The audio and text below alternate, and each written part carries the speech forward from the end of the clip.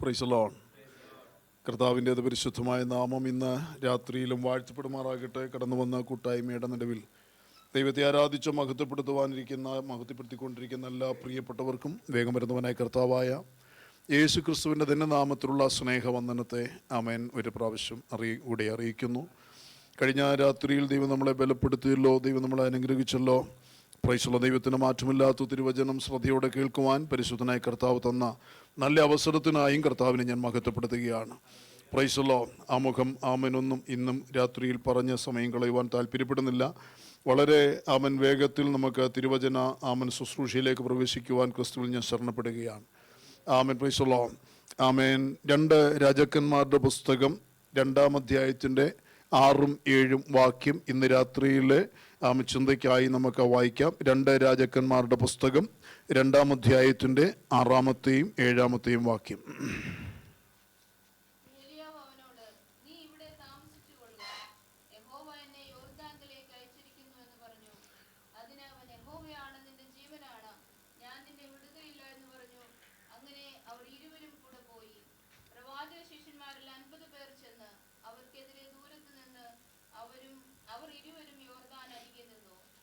മതി.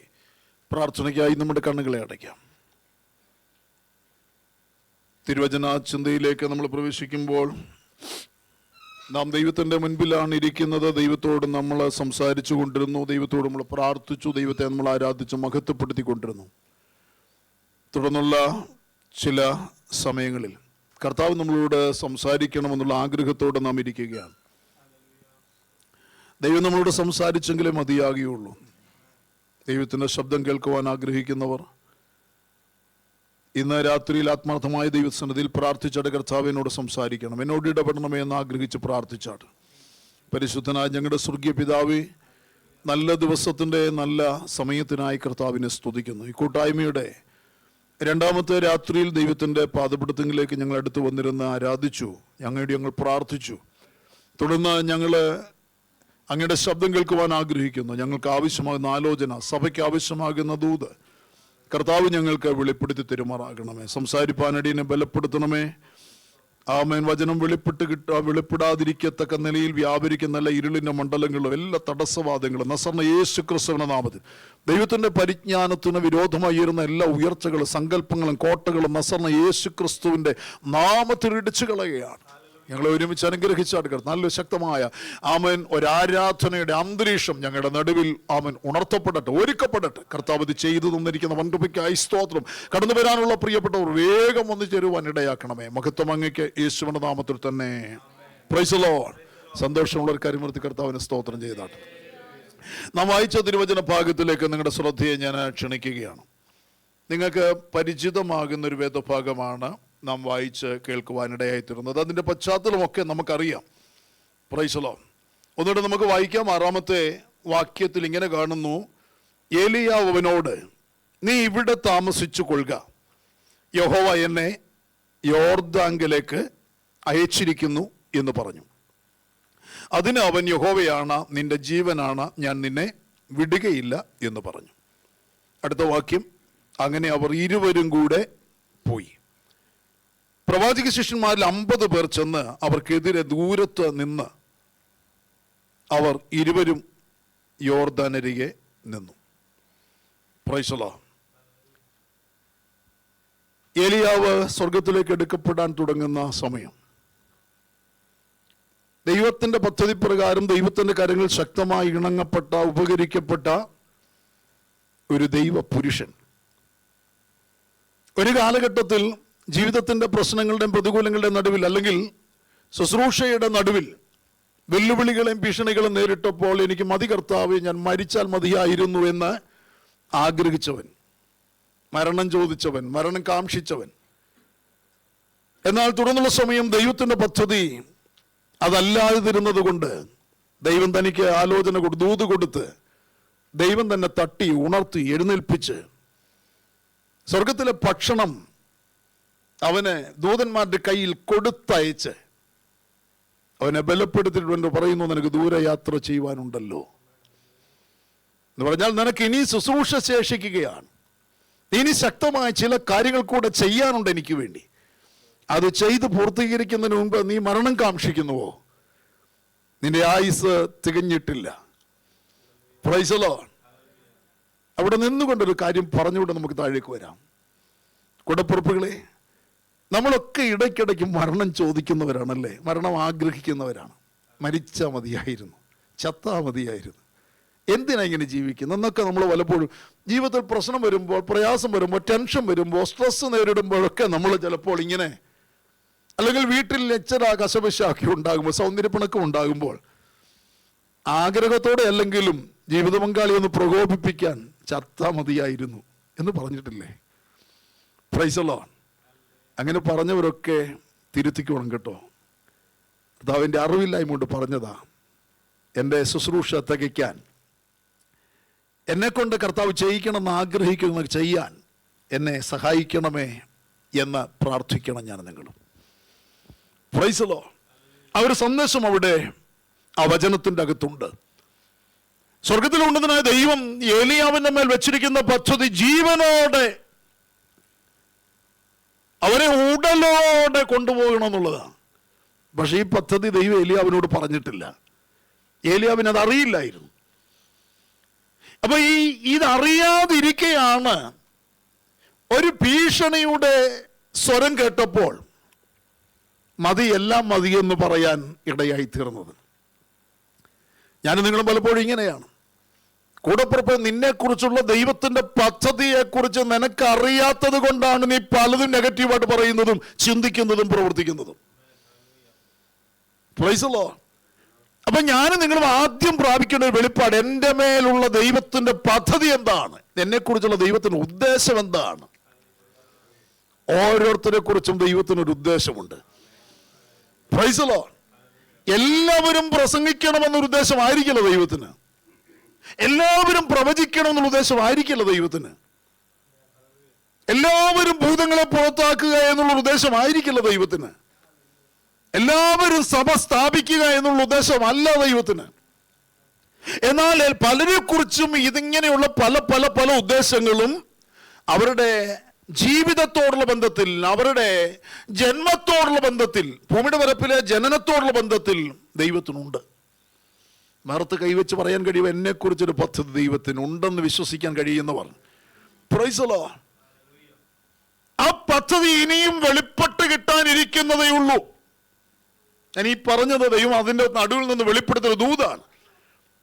അതുകൊണ്ട് ദൈവം ഏൽപ്പിക്കാൻ പോകുന്ന പദ്ധതി എന്തോ ആ പദ്ധതിക്ക് വേണ്ടി നീ വീണ്ടും എഴുന്നേൽക്കപ്പെടേണ്ടിയിരിക്കുന്നു. ദൈവം നിന്നെ കൊണ്ട് ചെയ്യിക്കുവാൻ ആഗ്രഹിക്കുന്ന ശുശ്രൂഷ എന്തോ, ദൈവം നിന്നെ എവിടെയാണ് ഉപയോഗിക്കാൻ ആഗ്രഹിക്കുന്നത്, ആ ക്രമീകരണം എന്തോ, അവിടേക്ക് ഞാനും നിങ്ങളും ചെല്ലേണ്ടിയിരിക്കുന്നു. അവിടേക്ക് ഞാനും നിങ്ങളും പോകേണ്ടിയിരിക്കുന്നു. അവിടേക്ക് എനിക്കും നിങ്ങൾക്കും തനിച്ച് ചെല്ലാൻ ഒരുപക്ഷെങ്കിൽ കഴിയില്ലായിരിക്കാം. നമ്മുടെ ആരോഗ്യമോ, നമ്മുടെ അല്ലെങ്കിൽ ആ വിൽപ്പവറോ, നമ്മുടെ കഴിവോ, മിടുക്കോ, വിദ്യാഭ്യാസമോ, ജ്ഞാനമോ, അറിവോ, സാമ്പത്തിക ബലമോ, സാമൂഹിക പരിചയങ്ങളോ, അല്ലെങ്കിൽ സമൂഹത്തിൽ നമുക്കുള്ള മാന്യതയോ, ഏതെങ്കിലും ഉള്ള ഒരു അധികാരമോ ഒന്നും ദൈവം നമ്മളെ കൊണ്ട് ചെന്ന് എത്തിച്ച് നിർത്തി ചെയ്യിക്കുവാൻ ആഗ്രഹിക്കുന്നിടത്തേക്ക് നമ്മളെ എത്തിക്കുവാൻ സ്വയം കഴിയുന്നതല്ല.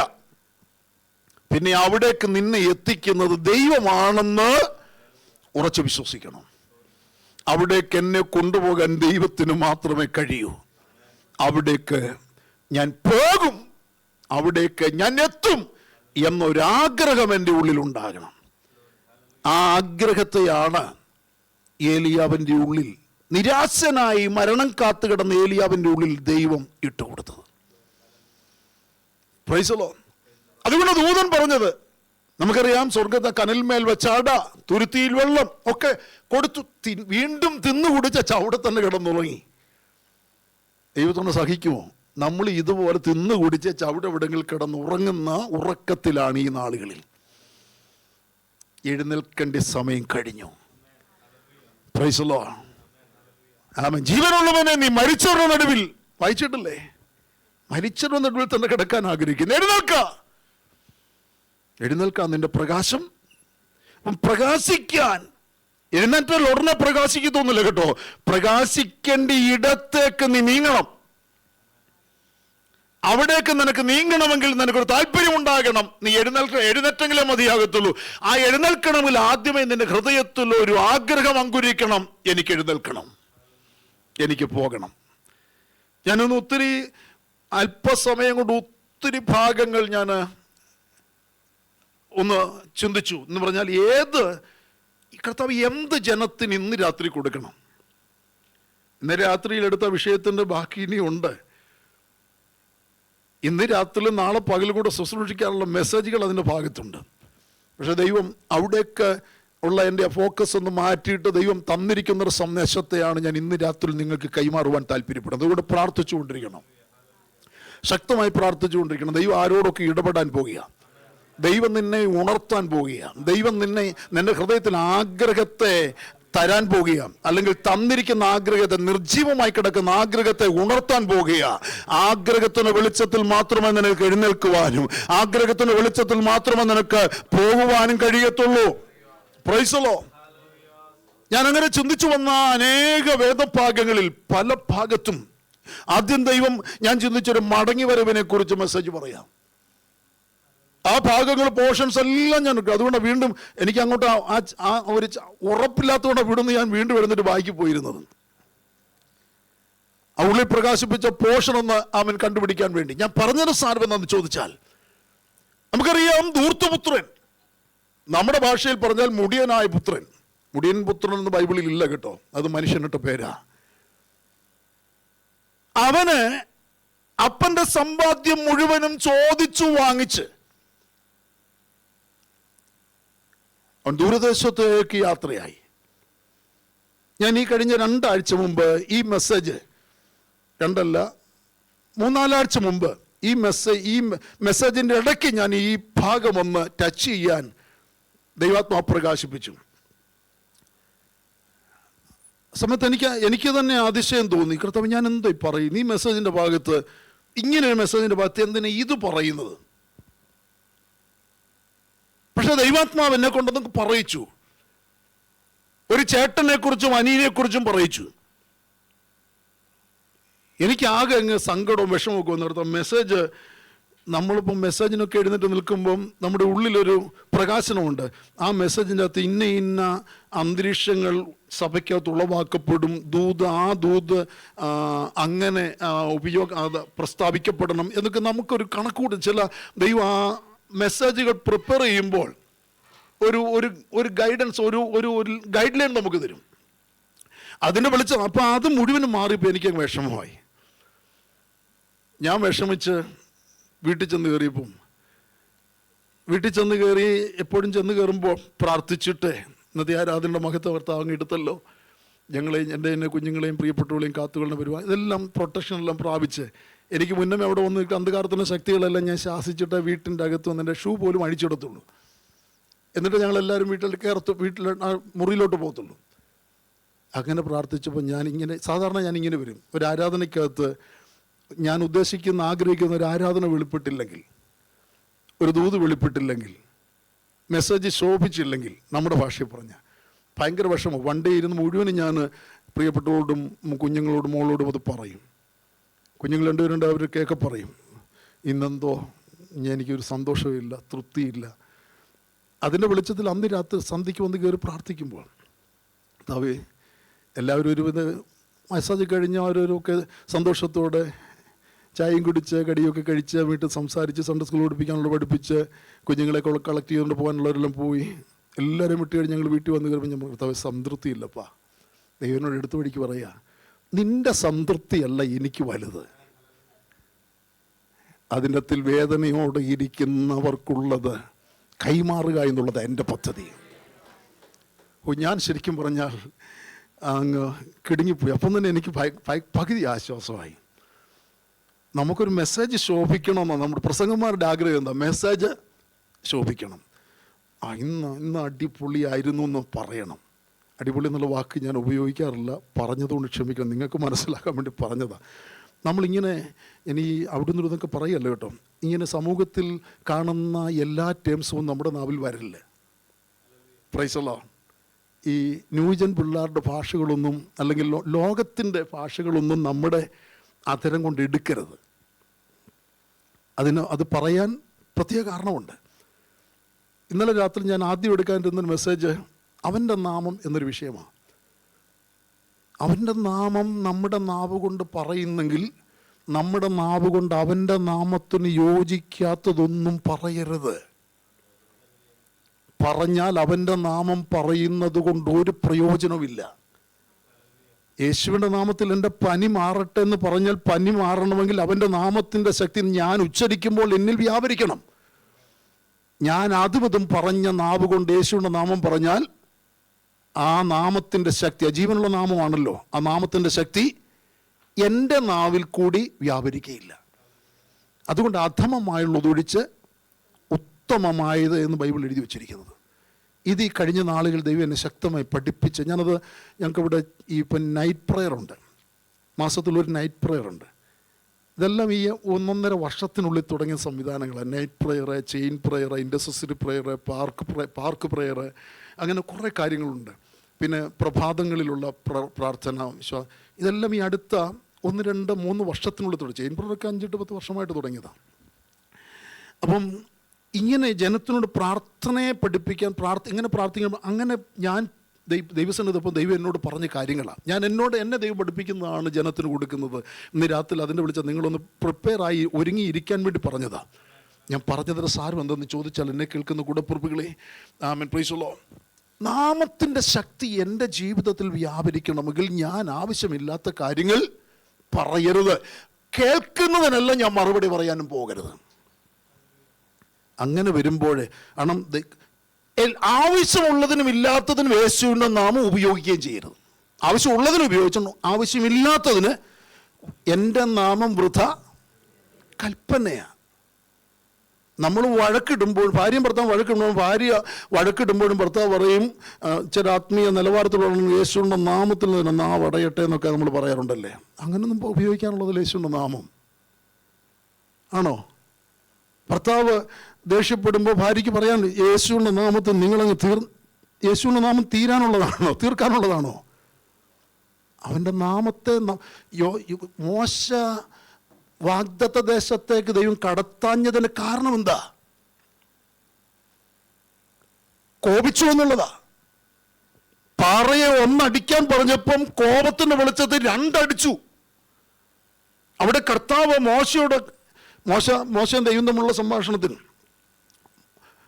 അപ്പോൾ എന്നെ ഒന്ന് വിടന്നൊക്കെ മോശ ചിലപ്പം പറഞ്ഞു കാണും. എനിക്ക് വാഗ്ദത്തം ഉണ്ടല്ലോ. ദൈവം പറഞ്ഞ ഒരു മറുപടി, നീ എന്നെ വിശുദ്ധീകരിക്കാഞ്ഞതുകൊണ്ട്, അങ്ങനെ ഒരു പദമാണ് ബൈബിളിലുള്ളത്. ദൈവം മോശയോട് പറയുക, എന്നെ അപ്പം ദൈവം പാപിയാണോ?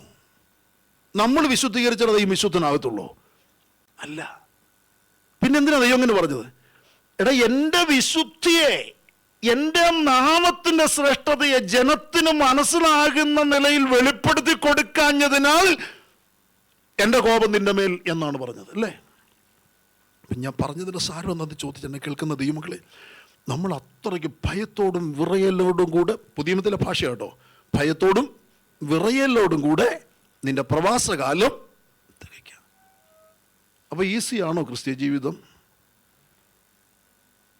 അങ്ങ് നമ്മൾ ആടിപ്പാടി അങ്ങ് എല്ലാവരും കഴിയുന്ന പോലെ പറ്റുന്നതാണോ നമ്മുടെ വിശ്വാസ ജീവിതം, വിശുദ്ധ ജീവിതം, ആരാധന ജീവിതം എന്നൊക്കെ പറയുന്നത്? ഇല്ല, ഇത് സീരിയസാ. ഈ ആരാധന സീരിയസാ, ഈ ശുശ്രൂഷ സീരിയസാ, നിന്റെ കുടുംബജീവിതം സീരിയസാ, നിന്റെ ജോലി സീരിയസാ, നിന്റെ കുഞ്ഞുങ്ങളെ വളർത്തുന്ന രീതി സീരിയസാ. അതിനെല്ലാം പ്രമാണമുണ്ട്, അതിനെല്ലാം ചട്ടമുണ്ട്. അതിലെല്ലാം ചട്ടം ബൈബിളിൽ കൂടി നമുക്ക് തരുന്നുണ്ട്. ആ കൂടാതെയുള്ള ചട്ടം ദൈവസഭ മുഖാന്തരം നൽകുന്നുണ്ട്, ദൈവദാസ ഇടയന്മാർ മുഖാന്തരം നൽകുന്നുണ്ട്. അതുകൊണ്ട് അടിസ്ഥാന വേദോപദേശങ്ങളിൽ ഒരെണ്ണം, നിങ്ങൾ അപ്പോസ്തലന്മാർ ഉപദേശം കേൾക്കണം. ബൈബിൾ വായിച്ചിട്ടും പഠിച്ചിട്ടും നമുക്കൊരു കാര്യം മനസ്സിലാകുന്നില്ല. കുടുംബജീവിതത്തിലെ പ്രശ്നമുണ്ട്. എന്താ ചെയ്യണം? അത് പ്രാർത്ഥിക്കുന്ന ദൈവവൃത്തിനാണെങ്കിൽ അദ്ദേഹത്തിൻ്റെ അടുത്ത് കൊണ്ടുവന്ന പ്രശ്നം, ഞങ്ങളുടെ നടുവിൽ ഇങ്ങനെ ഒരു വിഷയമുണ്ട്, ഞങ്ങൾക്കൊരു ആലോചന വേണം, അല്ലെങ്കിൽ ഞങ്ങൾ എന്താ ഇവിടെ ചെയ്യേണ്ടി എന്ന് ചോദിക്കുമ്പോൾ ദൈവവൃത്തൻ പ്രാർത്ഥിച്ചിട്ട് ഒരു ഉപദേശം പറയും, ഇതുപോലെ അനുസരിച്ചോണം. അത് ഇന്ന് വെളിപ്പെട്ട് കിട്ടുന്ന അപ്പോസ്തല ഉപദേശമാണ്. എന്തിനു വേണ്ടി? നീ നശിക്കാനാണോ? നീ നശിക്കാനാണോ? അല്ല. പിന്നെയോ നീ അനുഗ്രഹിക്കപ്പെടാൻ വേണ്ടി, നീ വിടുവിക്കപ്പെടാൻ വേണ്ടി, നീ മാനിക്കപ്പെടാൻ വേണ്ടി. ദൈവത്തിന്മാരുടെ ഉദ്ദേശം അതല്ലേ? ആരെങ്കിലും നശിച്ചു പോകണമെന്ന് ഏതെങ്കിലും ദൈവദാസന്മാർ ആഗ്രഹിക്കുമോ? ആഗ്രഹിക്കുന്നവർ കണ്ടേക്കാം. സഭയിൽ വഴക്കുണ്ടാക്കുന്നവനും അല്ലെങ്കിൽ ആ പ്രശ്നം ഉണ്ടാക്കുന്നവളും ഒക്കെ നശിക്കണമെന്ന് ചിലപ്പം ചിലർ, അത് ക്രിസ്തുവിൻ്റെ സ്നേഹത്തിൻ്റെ വെളിപ്പാട് ഉള്ളിലില്ലാത്തവരെ അങ്ങനെ ചെയ്യത്തുള്ളൂ. കർത്താവ് എന്താ പറഞ്ഞത്? നിന്റെ ശത്രുക്കളെ സ്നേഹിക്കാൻ പഠിപ്പിച്ച് വഴക്കുണ്ടാക്കുന്ന കൂട്ടുവിശ്വാസം നശിക്കാനോ മരിക്കാനോ ആഗ്രഹിക്കുമോ? ഇല്ല. ഞാൻ ഈ വിഷയത്തിലേക്ക് മടങ്ങി വരട്ടെ. അതുകൊണ്ട് എന്നോടും നിങ്ങളോടുള്ള ബന്ധത്തിൽ ദൈവത്തിൻ്റെ ഒരു പദ്ധതിയുണ്ട്. ഞാൻ മുമ്പേ പറഞ്ഞത് ഇടയ്ക്ക് മറന്നുപോയി, ഞാൻ പറയാം. എന്നോട് കർത്താവ് പറഞ്ഞു, നിന്റെ സംതൃപ്തിയിൽ എനിക്ക് വല്ല, നീ ശുശ്രൂഷിക്കും നിന്റെ സംതൃപ്തിക്ക് വേണ്ടിയല്ല, എൻ്റെ ജനത്തിൻ്റെ ആശ്വാസത്തിന് വേണ്ടിയും എൻ്റെ സഭയുടെ പണിക്ക് വേണ്ടിയുമാണ്. അതുകൊണ്ട് നിനക്ക് സംതൃപ്തി ഉണ്ടാകുക എന്നുള്ള നിന്റെ ആഗ്രഹമാണ്. പക്ഷേ ചില സന്ദർഭങ്ങളിൽ എൻ്റെ പദ്ധതി അതല്ല. കൂടപ്പുറപ്പുകളെ, ഒരാഴ്ച കഴിഞ്ഞപ്പോൾ ഒരു സഹോദരൻ എന്നോട് പറഞ്ഞു, പാസ്റ്ററേ, അന്ന് പാസ്റ്റർ അത് പറഞ്ഞപ്പോഴേ എനിക്കതിന് പൊരുൾ മനസ്സിലായത്. അന്ന് രാത്രി ഞാൻ വണ്ടി എടുത്തുകൊണ്ട് പോയി കാര്യങ്ങളെ ക്രമീകരിച്ചു. പ്രൈസ് ദി ലോർഡ് എന്ന് പറഞ്ഞാൽ, ചേട്ടൻ്റെ മേൽ അനിയൻ നശിച്ചു പോയാൽ, അനിയൻ പിന്മാറിപ്പോയാൽ, ഏത് വിധേനയും മടക്കിക്കൊണ്ടുവരേണ്ട ഉത്തരവാദിത്വം പിതാവ് കഴിഞ്ഞാൽ പിന്നെ ചേട്ടനാ. അതിനാ ജ്യേഷ്ഠാവകാശം എന്ന് പറയുന്നത്. ജ്യേഷ്ഠാവകാശത്തിൻ്റെ അവകാശം ഇരട്ടിപ്പങ്ക്. അതിനു വേണ്ടിയാ. അപ്പം ഈ ധൂർത്തപുത്രൻ അപ്പനോട് സമ്പത്ത് ചോദിക്കുമ്പോൾ അപ്പൻ അവന് മാത്രമല്ല കൊടുത്തത്. ബൈബിൾ വായിച്ചോ നിങ്ങൾ? അവർക്ക് കൊടുത്തെന്ന, ചേട്ടനും അനിയനും വീതിച്ചു കൊടുക്കാനുള്ളതെല്ലാം കൊടുത്തു. അതിൽ ചേട്ടന് പ്രമാണമനുസരിച്ച് ഇരട്ടിപ്പങ്ക് കൊടുത്തു. ഇരട്ടിപ്പങ്ക് എന്തിനാ ബൈബിൾ കൊടുക്കാൻ പറഞ്ഞത്? ജ്യേഷ്ഠാവകാശത്തിന്റെ അവകാശമാണ് ഇരട്ടിപ്പങ്ക്. നിന്റെ സഹോദരങ്ങൾ, പെങ്ങളാകട്ടെ അനിയനാകട്ടെ, ഇനിയും നിന്റെ വീട്ടിൽ നിന്ന് നിന്റെ അപ്പനൊരു ചിട്ടവട്ടമുണ്ടല്ലോ, അപ്പന് ഭവനത്തെക്കുറിച്ചും മക്കളെക്കുറിച്ചും ഒരു ആഗ്രഹമുണ്ടല്ലോ. ഈ ആഗ്രഹത്തിന് വിപരീതമായി ഒരുത്തൻ വീട് വിട്ടുപോയാൽ, എനിക്കിനി അപ്പൻ്റെ ഉപദേശം വേണ്ട, എനിക്കിനി അപ്പൻ്റെ ഒന്നും വേണ്ട, എന്നെ ഇനി ആരും നോക്കാനും വേണ്ട, വിളിക്കാനും വരണ്ട, ഞാൻ ഇഷ്ടത്തിന് പോവുക, അപ്പൻ്റെ മുതലെല്ലാം വിറ്റുപറക്കി സമ്പത്താക്കി ദൂരദേശത്തേക്ക് പോയവൻ പോയ പോക്ക് സുഖിച്ച് രമിച്ച് രസിച്ച് ലോകപ്രകാരം ജീവിക്കാനാ പോയ. ഈ വീതിച്ചു കൊടുത്ത അന്ന് മുതൽ അപ്പൻ്റെ സ്വസ്ഥത കെട്ടതാ. കാരണം മകൻ വീട്ടിൽ നിന്ന് പോയ അന്ന് മുതൽ അപ്പൻ ഉറക്കമില്ല. Praise the Lord. അപ്പൻ ഉറങ്ങാത്ത വീടെന്ന് കേട്ടിട്ടുണ്ടല്ലേ? Price the Lord. ഈ അപ്പൻ ഉറക്കമില്ല. അപ്പനെന്നും വീട്ടുവാതിക്കലല്ല, വഴിത്തലയ്ക്കൽ പോയി കസറിയിട്ട് അവിടെ ഇങ്ങനെ നോക്കിക്കൊണ്ടിരിക്കും. എൻ്റെ മകൻ വരുന്നുണ്ട്. അപ്പനറിയാം ഒരിക്കലും വരേണ്ടി വരും. ആ ലക്ഷ്യത്തിന് വേണ്ടിയാണ് അപ്പൻ ഇരിക്കുന്നത്. Price the Lord. അതാണ് അവൻ പന്നികളുടെ വാളവരെ തിന്ന് കിടക്കുന്ന സമയത്തും അതുപോലും ഇല്ലാതെ, പന്നികൾ പോലും ഇവന് കൊടുക്കത്തില്ല. ഞങ്ങൾക്കുള്ള നീ എടുക്കാൻ വരുന്നെന്ന് ചോദിച്ചാൽ പന്നി ഇടിച്ചവനെ മാറ്റുന്നത്, അതുപോലും കിട്ടിയില്ല. അപ്പോഴാ ഇവനൊരു സുബോധം, എൻ്റെ അപ്പൻ്റെ ഭവനം. അപ്പൊ അപ്പനിതറിയാം എന്തെങ്കിലും ഈ സുബോധം ഇവന് ഉണ്ടാകുമെന്നറിയാം അല്ലേ? അപ്പൊ അപ്പനറിയാം എന്നെങ്കിലും ഇവന് മടങ്ങി വരേണ്ടി വരും, ഇവൻ മടങ്ങി വരും. അത് അപ്പൻ്റെ ആഗ്രഹവും അപ്പൻ്റെ പദ്ധതിയും. അപ്പോൾ ഈ ജ്യേഷ്ഠനെ വീതിച്ചു കൊടുത്തപ്പോൾ അപ്പൻ പറയാതെ പറഞ്ഞ ജ്യേഷ്ഠൻ അപ്പൻ പറയാതെ അറിയാമായിരുന്ന ഒരു കാര്യമുണ്ട്. ഈ മക്കൾക്ക് വസ്തു വീതിച്ചു കൊടുക്കുന്നതിൻ്റെ നിയമം പഠിക്കുമ്പോൾ ഇതിനുണ്ട് കേട്ടോ. ആഴത്തിൽ പഠിക്കുമ്പോൾ നമുക്ക് മനസ്സിലാക്കാൻ കഴിയും. അവരുടെ കഷ്ടം അങ്ങനെ ആയിരുന്നു. വീട്ടിൽ നിന്ന് ഒരുത്തൻ പിണങ്ങിപ്പോയാൽ, നശിച്ചു പോയാൽ, പിന്മാറിപ്പോയാൽ അവൻ ഈ ജ്യേഷ്ഠന് കൊടുക്കുന്ന, അല്ലെങ്കിൽ അപ്പൻ്റെ കാലശേഷം, അല്ലെങ്കിൽ അപ്പൻ ജീവിച്ചിരിക്കുകയാണെങ്കിൽ അപ്പൻ അത് ചെയ്യും. ഇവൻ അറിയാതെ ഒരു ചാരനെ ഇവൻ്റെ പുറകെ വിടും. ആരുടെ പുറകെ? അപ്പനെ വിട്ടുപോയ, വീട് വിട്ടുപോയ മകൻ്റെ പുറകെ വിടും. പോയവൻ അറിയത്തില്ല. ഈ പോകുന്ന വഴിയിലെല്ലാം ഇവൻ കാണും. അവൻ എവിടെ തമ്പടിക്കുന്നു ആ പരിസരത്ത് അവൻ കാണും. ഇവൻ്റെ കൂട്ടുകാരാ, കൂട്ടുകെട്ടേരാ, ആ കൂട്ടുകാരെ ആരെങ്കിലും ഏതെങ്കിലും നിലപാടത്ത് സ്വാധീനിച്ച് ഇവനെ മടക്കി അപ്പൻ്റെ വീട്ടിൽ കൊണ്ടുവരിക എന്നുള്ള ദൗത്യമായ ഈ ചാരനുള്ളത്. അപ്പോൾ ഇവൻ്റെ ശമ്പളം, ഇവൻ്റെ പാർപ്പിടം, അവൻ്റെ ഭക്ഷണം. ഇനി ഈ അനിയൻ പോയത് ഈ പ്രമാണത്തിൽ ജീവിക്കാനൊന്നും അല്ലല്ലോ. അവൻ എവിടെയെങ്കിലും കടം വരുത്തി വെച്ചിട്ടുണ്ടെങ്കിൽ അത് വീട്ടണം. നോക്കൂ, ക്രിസ്തീയ ജീവിതം എന്ന് പറയുമ്പോൾ ഉത്തരവാദിത്വ രഹിതമല്ല ദൈവമക്കൾ, ഉത്തരവാദിത്വ ഭരിതമാണ്. നിന്റെ കൂട്ടുവിശ്വാസിക്കൊരു ഭാരമുണ്ടെങ്കിൽ, കൂടപ്പുറപ്പ് നിനക്കതിന് പ്രാപ്തിയുണ്ടെങ്കിൽ, നിന്റെ സഭയ്ക്ക് പ്രാപ്തിയുണ്ടെങ്കിൽ, അല്ലെങ്കിൽ നിങ്ങൾ എല്ലാവരും കൂടെ ചേർന്ന് അത് പരിഹരിച്ചവനെ മടക്കി വരുത്തുക എന്നുള്ളത് ജ്യേഷ്ഠാവകാശത്തിൻ്റെ പദ്ധതിയാണ്. എൻ്റെ മേലൊരു ജ്യേഷ്ഠാവകാശം ഉണ്ട് എന്ന് ബോധ്യമുള്ള ഒരു കരുമൂർത്തി കർത്താവിന് സ്തോത്രം പറഞ്ഞു. നമ്മൾ ഈ ഉത്തരവാദിത്തങ്ങളെല്ലാം മറന്നൊരു ജീവിതമാണ് ഇവിടെ നയിച്ചുകൊണ്ടിരിക്കുന്നത്. അത് തെറ്റാണ് എന്ന വചനം പറയുന്നത്. Praise the Lord. അപ്പോ അവന്റെ ഉത്തരവാദിത്വമായിരുന്നു ഈ അനിയന് വന്ന സകല നഷ്ടവും നികത്തി ഇവനെ കൊണ്ടുവരിക എന്നുള്ള. അതിനു വേണ്ടി ഉള്ളതുകൂടെ അപ്പൻ ഇവന് കൊടുത്തത്. തീർന്നില്ല, മറ്റൊരു കാര്യം. Price the Lord. ഈ ജ്യേഷ്ഠാവകാശം കിട്ടാൻ കാര്യം ഒരു ഒരു ഒരു കുടുംബം എസ്റ്റാബ്ലിഷ് ആകുന്നത്. ഇപ്പം ജീമോൻ ഒരു കുടുംബസ്ഥനായി അധിക നാളായില്ല. അല്ലെങ്കിൽ ജീമോൻ ഈ വീട്ടിലെ മൂത്ത പുത്രനാണ്. ഇവൻ ജനിക്കുമ്പോൾ കർത്തൃദാസനും കർത്തൃദാസിക്കും അവരുടെ ജീവിതം ഒരു പരിധി വരെ ഇന്നത്തെ ഈ സൗകര്യമോ സംവിധാനമോ എല്ലാം അന്നുണ്ടായിരുന്നു. അന്ന് ഞരക്കവുമായിരുന്നു, അന്ന് കടവുമെടവുമായിരുന്നു. എന്ന് പറഞ്ഞാൽ അവരൊരു കുടുംബജീവിതം തുടങ്ങുന്നു, ഒരു വീട് വാടകയ്ക്കെടുത്തു, ഒരു ചെറിയ ജോലി കണ്ടെത്തി, അല്ലെങ്കിൽ ഒരു ബിസിനസ് തുടങ്ങി. അന്നന്ന് കിട്ടുന്നതുകൊണ്ട് അന്നന്ന് അതിൻ്റെ ഇടയിലാണ് ഇവൻ ജീവിച്ചത്.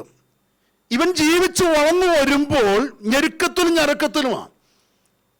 എന്നാൽ തോമസ് ഉണ്ടായപ്പോൾ അവൻ അനുഭവിച്ചതിന് അത്രയും ഞെരുക്കം അവർക്കില്ല. അപ്പൊ ഇച്ചിരൂടെ ഒരു സെറ്റപ്പിലേക്കൊക്കെ വന്നല്ലേ. ഞാൻ പറയുന്നത് നിങ്ങൾക്ക് മനസ്സിലാക്കാൻ കഴിയുന്നുണ്ടോ? നിങ്ങളുടെ ഓരോരുത്തരും കുടുംബജീവിതം നോക്കിക്കേ. നിങ്ങളുടെ മൂത്ത കുഞ്ഞുങ്ങൾ ഉണ്ടായ കാലഘട്ടത്തിലെ ആ ഞെരുക്കവും ദാരിദ്ര്യമാണോ നിങ്ങളുടെ രണ്ടാമത്തെ കുഞ്ഞുണ്ടായപ്പോൾ ഉണ്ടായിരുന്നു? അല്പം കൂടെയൊക്കെ ഒന്ന് ചില സമൂഹത്തിലെ മാന്യത, അല്ലെങ്കിൽ രണ്ട് കൂട്ടുകാരായി അവരോട് ചോദിച്ചാൽ കിട്ടുന്നതായി, അല്ലെങ്കിൽ അപ്പൻ സഹായിക്കാനായി, അല്ലെങ്കിൽ ബിസിനസ് ഇച്ചിരി പച്ച പിടിച്ചാൽ ജോലിയിൽ ഒരു പ്രൊമോഷൻ കിട്ടി, അല്ലെങ്കിൽ ബോണസ് കിട്ടി, കാര്യങ്ങളൊക്കെ ഇച്ചിരൂടൊക്കെ സ്മൂത്തായി അല്ലേ? Price the Lord. എന്ന് പറഞ്ഞാൽ ഒരു കുടുംബം സെറ്റപ്പാക്കി എടുക്കാനുള്ള പങ്കപ്പാട് അപ്പൻ്റെ അമ്മയോടൊപ്പം ഒരു പരിധി വരെ സഹിച്ചവനും അനുഭവിച്ചവനാണ് മൂത്ത പുത്രൻ. ജ്യേഷ്ഠാവകാശം കിട്ടാൻ ചുമ്മാ ഒന്നും കിട്ടത്തില്ല. ഇത് തിരിച്ചറിഞ്ഞിട്ടാണ് യാക്കോബ് ഇതിനു വേണ്ടി പിടിച്ചത്. Price the Lord. ജ്യേഷ്ഠാവകാശം എന്ന് പറഞ്ഞാൽ പിതാവിന് തക്ക സ്ഥാനം, പിതാവിന്റെ കാലശേഷം പിതാവിന് തക്ക സ്ഥാനമാണ്. Price the Lord. അപ്പോ ഇവൻ ഇതെല്ലാം ഉണ്ട്, ഈ മകന് ഇതെല്ലാം ഉണ്ട്. പക്ഷെ ഇവന്റെ ഡ്യൂട്ടി ചെയ്തില്ല. Price the Lord. ആര്? ജ്യേഷ്ഠൻ ചെയ്തില്ല. മറന്നുപോയതോ അല്ല അപ്പൻ ജീവിച്ചിരിക്കുന്നതോ ഒക്കെ ആകാൻ കാരണം, പല കാരണം. പക്ഷെങ്കിൽ ഇവനറിയാം ഞാൻ ഡ്യൂട്ടി ചെയ്തില്ല, അപ്പന് പകരം ഞാൻ ഇറങ്ങി. അപ്പൻ വയ്യാലോ, അപ്പൻ വാർദ്ധക്യത്തിലാണ്. അപ്പം മകൻ ഇറങ്ങി ചെയ്യേണ്ടത്, പക്ഷെ അവൻ ചെയ്തില്ല. അവൻ മടങ്ങി വന്ന് അപ്പം പറയുന്നുള്ളൂ, മോനെ നമ്മളിപ്പോൾ ഞങ്ങളോടൊപ്പം നമ്മൾ സന്തോഷിക്കേണ്ടതല്ല, എനിക്കുള്ളത് ഇനി ശേഷിക്കുന്നതെല്ലാം നിനക്കുള്ളതാണ്, എനിക്കുള്ളതെല്ലാം നിൻ്റേതാണെന്നാണ് പറഞ്ഞത്. Price the Lord.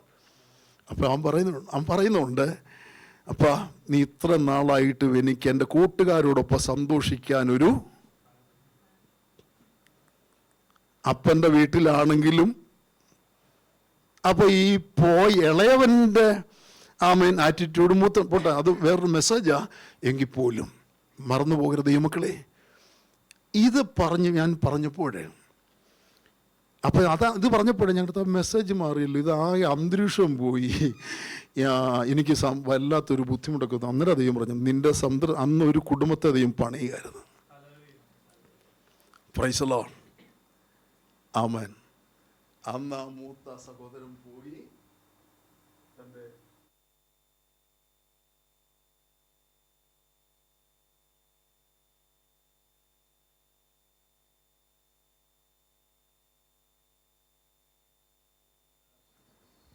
ഇതാണ് ശുശ്രൂഷ, ഇതാണ് മെസ്സേജ്. അപ്പോൾ മെസ്സേജ് പൊലിപ്പിച്ചു എന്നുള്ളതല്ല, നമ്മൾ ദൈവത്തിൻ്റെ പണി നടക്കുന്നുണ്ടോ എന്നുള്ളതാണ്. പക്ഷെ എൻ്റെ സഹോദരൻ അതെന്നോട് പറഞ്ഞതുകൊണ്ട് എനിക്ക് മനസ്സിലായി. അന്ന് അതാ ദൈവം പറഞ്ഞത്, നിന്റെ സംതൃപ്തിയല്ല എനിക്ക് വലുത്. നീ വേലക്കാരനാ, നീ എൻ്റെ കൂലിക്കാരനാ, നിന്നെ ഏൽപ്പിച്ചത് ചെയ്താൽ മതി. Price the Lord. നീ മടങ്ങിപ്പോകും. മെസ്സേജ് എങ്ങനായി, അങ്ങനെ ശരിയായില്ലോ, ജനമൊന്നും ഇളകിയില്ലല്ലോ, എല്ലാവരും ആമീൻ പറഞ്ഞില്ലല്ലോ എന്നൊന്നും പറഞ്ഞിട്ട് കാര്യമില്ല. ആരുടെയെങ്കിലും ഒരാളുടെ ഹൃദയത്തിൽ തറയ്ക്കുന്നുണ്ട്. Price the Lord. നമുക്ക് വേഗം ഈ വിഷയത്തിലേക്ക് വരാം. ഒന്ന്, ഇത്തരം പറഞ്ഞത് നിങ്ങൾക്ക് പ്രയോജനപ്പെട്ടെന്ന് ഞാൻ കരുതുകയാണ്. സന്തോഷമുണ്ടോ? Praise the Lord. അതോട് വളരെ പ്രാർത്ഥനയോടിരിക്കണം. സഹോദര, സഹോദരി, നിന്നെക്കുറിച്ചുള്ള നിന്റെ സൃഷ്ടിതാവായിരിക്കുന്ന നിന്റെ പിതാവായിരിക്കുന്ന ദൈവത്തിനുള്ള പദ്ധതിയെ, ഉദ്ദേശത്തെ നീ തിരിച്ചറിയണം. അതിനുവേണ്ടി നീ ദാഹമുള്ളവനാകണം. ആ ദാഹം നിന്റെ ഹൃദയത്തിലേക്ക് പരിശുദ്ധാത്മാവ് തരുമ്പോൾ നിനക്ക് ആഗ്രഹമുണ്ടാകണം, എനിക്ക് എഴുന്നേൽക്കണം, എനിക്ക് പുറപ്പെടണം, എൻ്റെ യജമാനു വേണ്ടി പ്രവർത്തിക്കണം, എൻ്റെ അപ്പൻ്റെ ഭവനത്തിൽ സന്തോഷത്തിന് വേണ്ടി എനിക്ക് നിൽക്കണം. സഭ അപ്പൻ്റെ ഭവനമാണെന്ന് വിശ്വസിക്കാൻ കഴിയുന്നുണ്ടോ ആർക്കെങ്കിലും? ഞാനിപ്പം ബൈബിൾ ക്ലാസ് അവിടെ എടുക്കുന്ന ദൈവസഭയും ദൈവസഭയുടെ ഉദ്ദേശത്തെക്കുറിച്ചാണ്. അപ്പം ഞാൻ പറഞ്ഞു, സഭ വീടാ. Price the Lord. അപ്പം വീടിൻ്റെ അകത്ത് സന്തോഷമുണ്ടാകാൻ, ദൈവസഭയ്ക്കകത്ത് വീടിൻ്റെ അകത്ത് മെമ്പേഴ്സ് ആക്കപ്പെട്ടിരിക്കുന്ന എന്ന് പറഞ്ഞാൽ വീട്ടിലെ മകന്റെ പദവി, നമുക്ക് പദവിയുണ്ട്, പുത്രത്വത്തിന്റെ പദവി എന്നാണ് ബൈബിൾ പറയുന്നത്. അബ്ബാ, പിതാവേ എന്ന് വിളിക്കാനുള്ള പുത്രത്വത്തിന്റെ ആത്മാവിനെ ദൈവം നമുക്ക് തന്നിരിക്കും. അപ്പൊ നമ്മളാരാ? പുത്രന്മാര്. നമ്മുടെ വീട്ടിലെ അപ്പനാരാ? പിതാവാം ദൈവം. അങ്ങനെ വ്യത്യസ്തമായ വിഷയങ്ങളുണ്ട്. ഈ ദൈവസഭയെ ദൈവത്തിൻ്റെ കൃഷിയെന്നും ദൈവത്തിൻ്റെ ഭവനമെന്നും കെട്ടിടമെന്നും മന്ദിരം, ഇങ്ങനെ ഇതെല്ലാം നമ്മൾ പഠിക്കേണ്ടതാണ്. Price the Lord. നിങ്ങൾ എനിക്കിവിടെ സമയമുള്ളപ്പോൾ ഒരാഴ്ച എന്ന് പറയുമ്പോൾ നിങ്ങൾ 5 പൈസ എനിക്ക് വേണ്ടി ചിലവാക്കണ്ട, ഞാൻ വന്ന് ഇത് പഠിപ്പിച്ചോളാം. Price the Lord. ഞാൻ എൻ്റെ ചിലവൊന്ന് താമസിച്ചോളാം. Praise the Lord. അതിന് പറഞ്ഞ് സഭ ഒരുക്കപ്പെടണം, സഭ ശുദ്ധീകരിക്കപ്പെടണം. Price the Lord. എൻ്റെ ലക്ഷ്യം അത് മാത്രമാണ്. ഞാൻ പറഞ്ഞതിൻ്റെ സാരം എന്തെന്ന് ചോദിച്ചാൽ, എന്നെ കേൾക്കുന്ന ദൈവമക്കളെ, അപ്പൊ ഭവനത്തിൻ്റെ അകത്ത് സന്തോഷം വെളിപ്പെടുത്തുക എന്നുള്ള പിതാവിന്റെ പദ്ധതി. ആ വീട്ടിൽ എന്താ സന്തോഷം വന്നത്? മകൻ അപ്പന്റെ അടുക്കലേക്ക് ഞാൻ എഴുന്നേറ്റ് പോകും എന്ന് പറഞ്ഞ് എഴുന്നേറ്റ് നടക്കാൻ തുടങ്ങിയ മാത്രയിൽ, അല്ലെങ്കിൽ ദൂരവേ മകൻ മടങ്ങി വരുന്നത് കണ്ടപ്പോൾ പ്രാകൃതനായി പ്രാഞ്ചി വരുന്ന ഒരു മനുഷ്യക്കോലത്തെ കണ്ടപ്പോൾ തന്നെ അപ്പന് മനസ്സിലായി, കാത്തിരിക്കുന്ന അപ്പന് മനസ്സിലായി, അതെന്റെ മകനാണ്. നിന്റെ വരവിന്റെ ആ നടപ്പിന്റെ ഭാവവും രൂപവും ഒന്നുമല്ല അവനെന്നൊരു വിഷയം. മുഷിഞ്ഞ നാറിപ്പുഴുത്ത പന്നികളുടെ നടുവിലല്ലേ, പന്നികളുടെ ഒരു സ്മെല്ലും, വാളവരെ കലക്കി കൊടുക്കുന്നതിന്, കുഴച്ചു കൊടുക്കുന്നതിന്റെ സ്മെല്ലും, പല്ലു തേക്കാത്തതിന്, മുടി വെട്ടാത്തതിന്, കുളിക്കാത്തതിന്, നനയ്ക്കാത്തതിന് ഒക്കെ സ്മെല്ലും അങ്ങനെ വരുന്നു. റെഡിയായിട്ടൊന്നും വരുവല്ലോ. നീ എഴുന്നേറ്റൊന്ന് നടന്നാൽ മതി.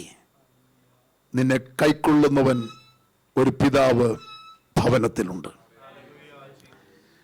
അതോടുകൂടി ഭവനത്തിന്റെ ഗതി മാറുക, സ്ഥിതി മാറുക, ഭവനത്തിൽ സന്തോഷം ആർപ്പും വരിക. ഈ സന്തോഷം എനിക്ക് അനുഭവിക്കണ്ട എന്ന് പറഞ്ഞിട്ടാണ് ഒരുവൻ പുറത്തു നിൽക്കുന്നത്. അങ്ങനെ നിൽക്കുന്നതിന് ഇതിന്റെ അകത്ത് കയറ്റാൻ അപ്പനും പറ്റത്തില്ല.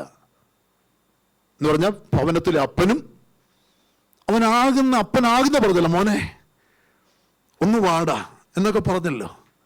ഞാൻ പറഞ്ഞതിന് സാരമെന്നു ചോദിച്ചാൽ, എന്നെക്കുറിച്ചും നിങ്ങളെക്കുറിച്ചുമുള്ള ദൈവ പദ്ധതിയിലേക്ക് എഴുന്നേറ്റ് മടങ്ങി വരാൻ ഒരാഗ്രഹം ഈ ദിവസത്തെ മീറ്റിങ്ങിൽ കൂടി ഈ ഇരിക്കുന്ന ഇത്രയും പേരുടെ ഹൃദയത്തിൽ വ്യാപരിച്ചാൽ ഈ ഭവനത്തിൻ്റെ, ഈ സഭയുടെ മുഖച്ഛായ അടുത്ത 6 മാസങ്ങൾക്കുള്ളിൽ തമ്പുരാൻ മാറ്റിയെഴുതും. പ്രവചനദൂതാണ്. വിശ്വസിക്കുന്നവർ ഏറ്റെടുത്ത് അതിനുവേണ്ടി പ്രാർത്ഥിക്കുകയും നിലനിൽക്കുകയും ചെയ്തു. ആമേൻ. ദൈവം വലിയവനാണ്. ഹല്ലേലൂയ, പ്രൈസ് ദി ലോർഡ്. അപ്പോൾ ഈ വിഷയത്തിന്റെ ആഴത്തിലേക്ക് ഇനി വരാം. ഞാൻ ഈ മെസ്സേജ്, ഈ ദൂത് കൈമാറാനാണ് ആമേൻ ദൈവം എന്നെ ഇത്രയും നേരം ആമേൻ നിർത്തിയെന്ന് ഞാൻ പൂർണ്ണമായി വിശ്വസിക്കുന്നു. Hallelujah, praise the Lord.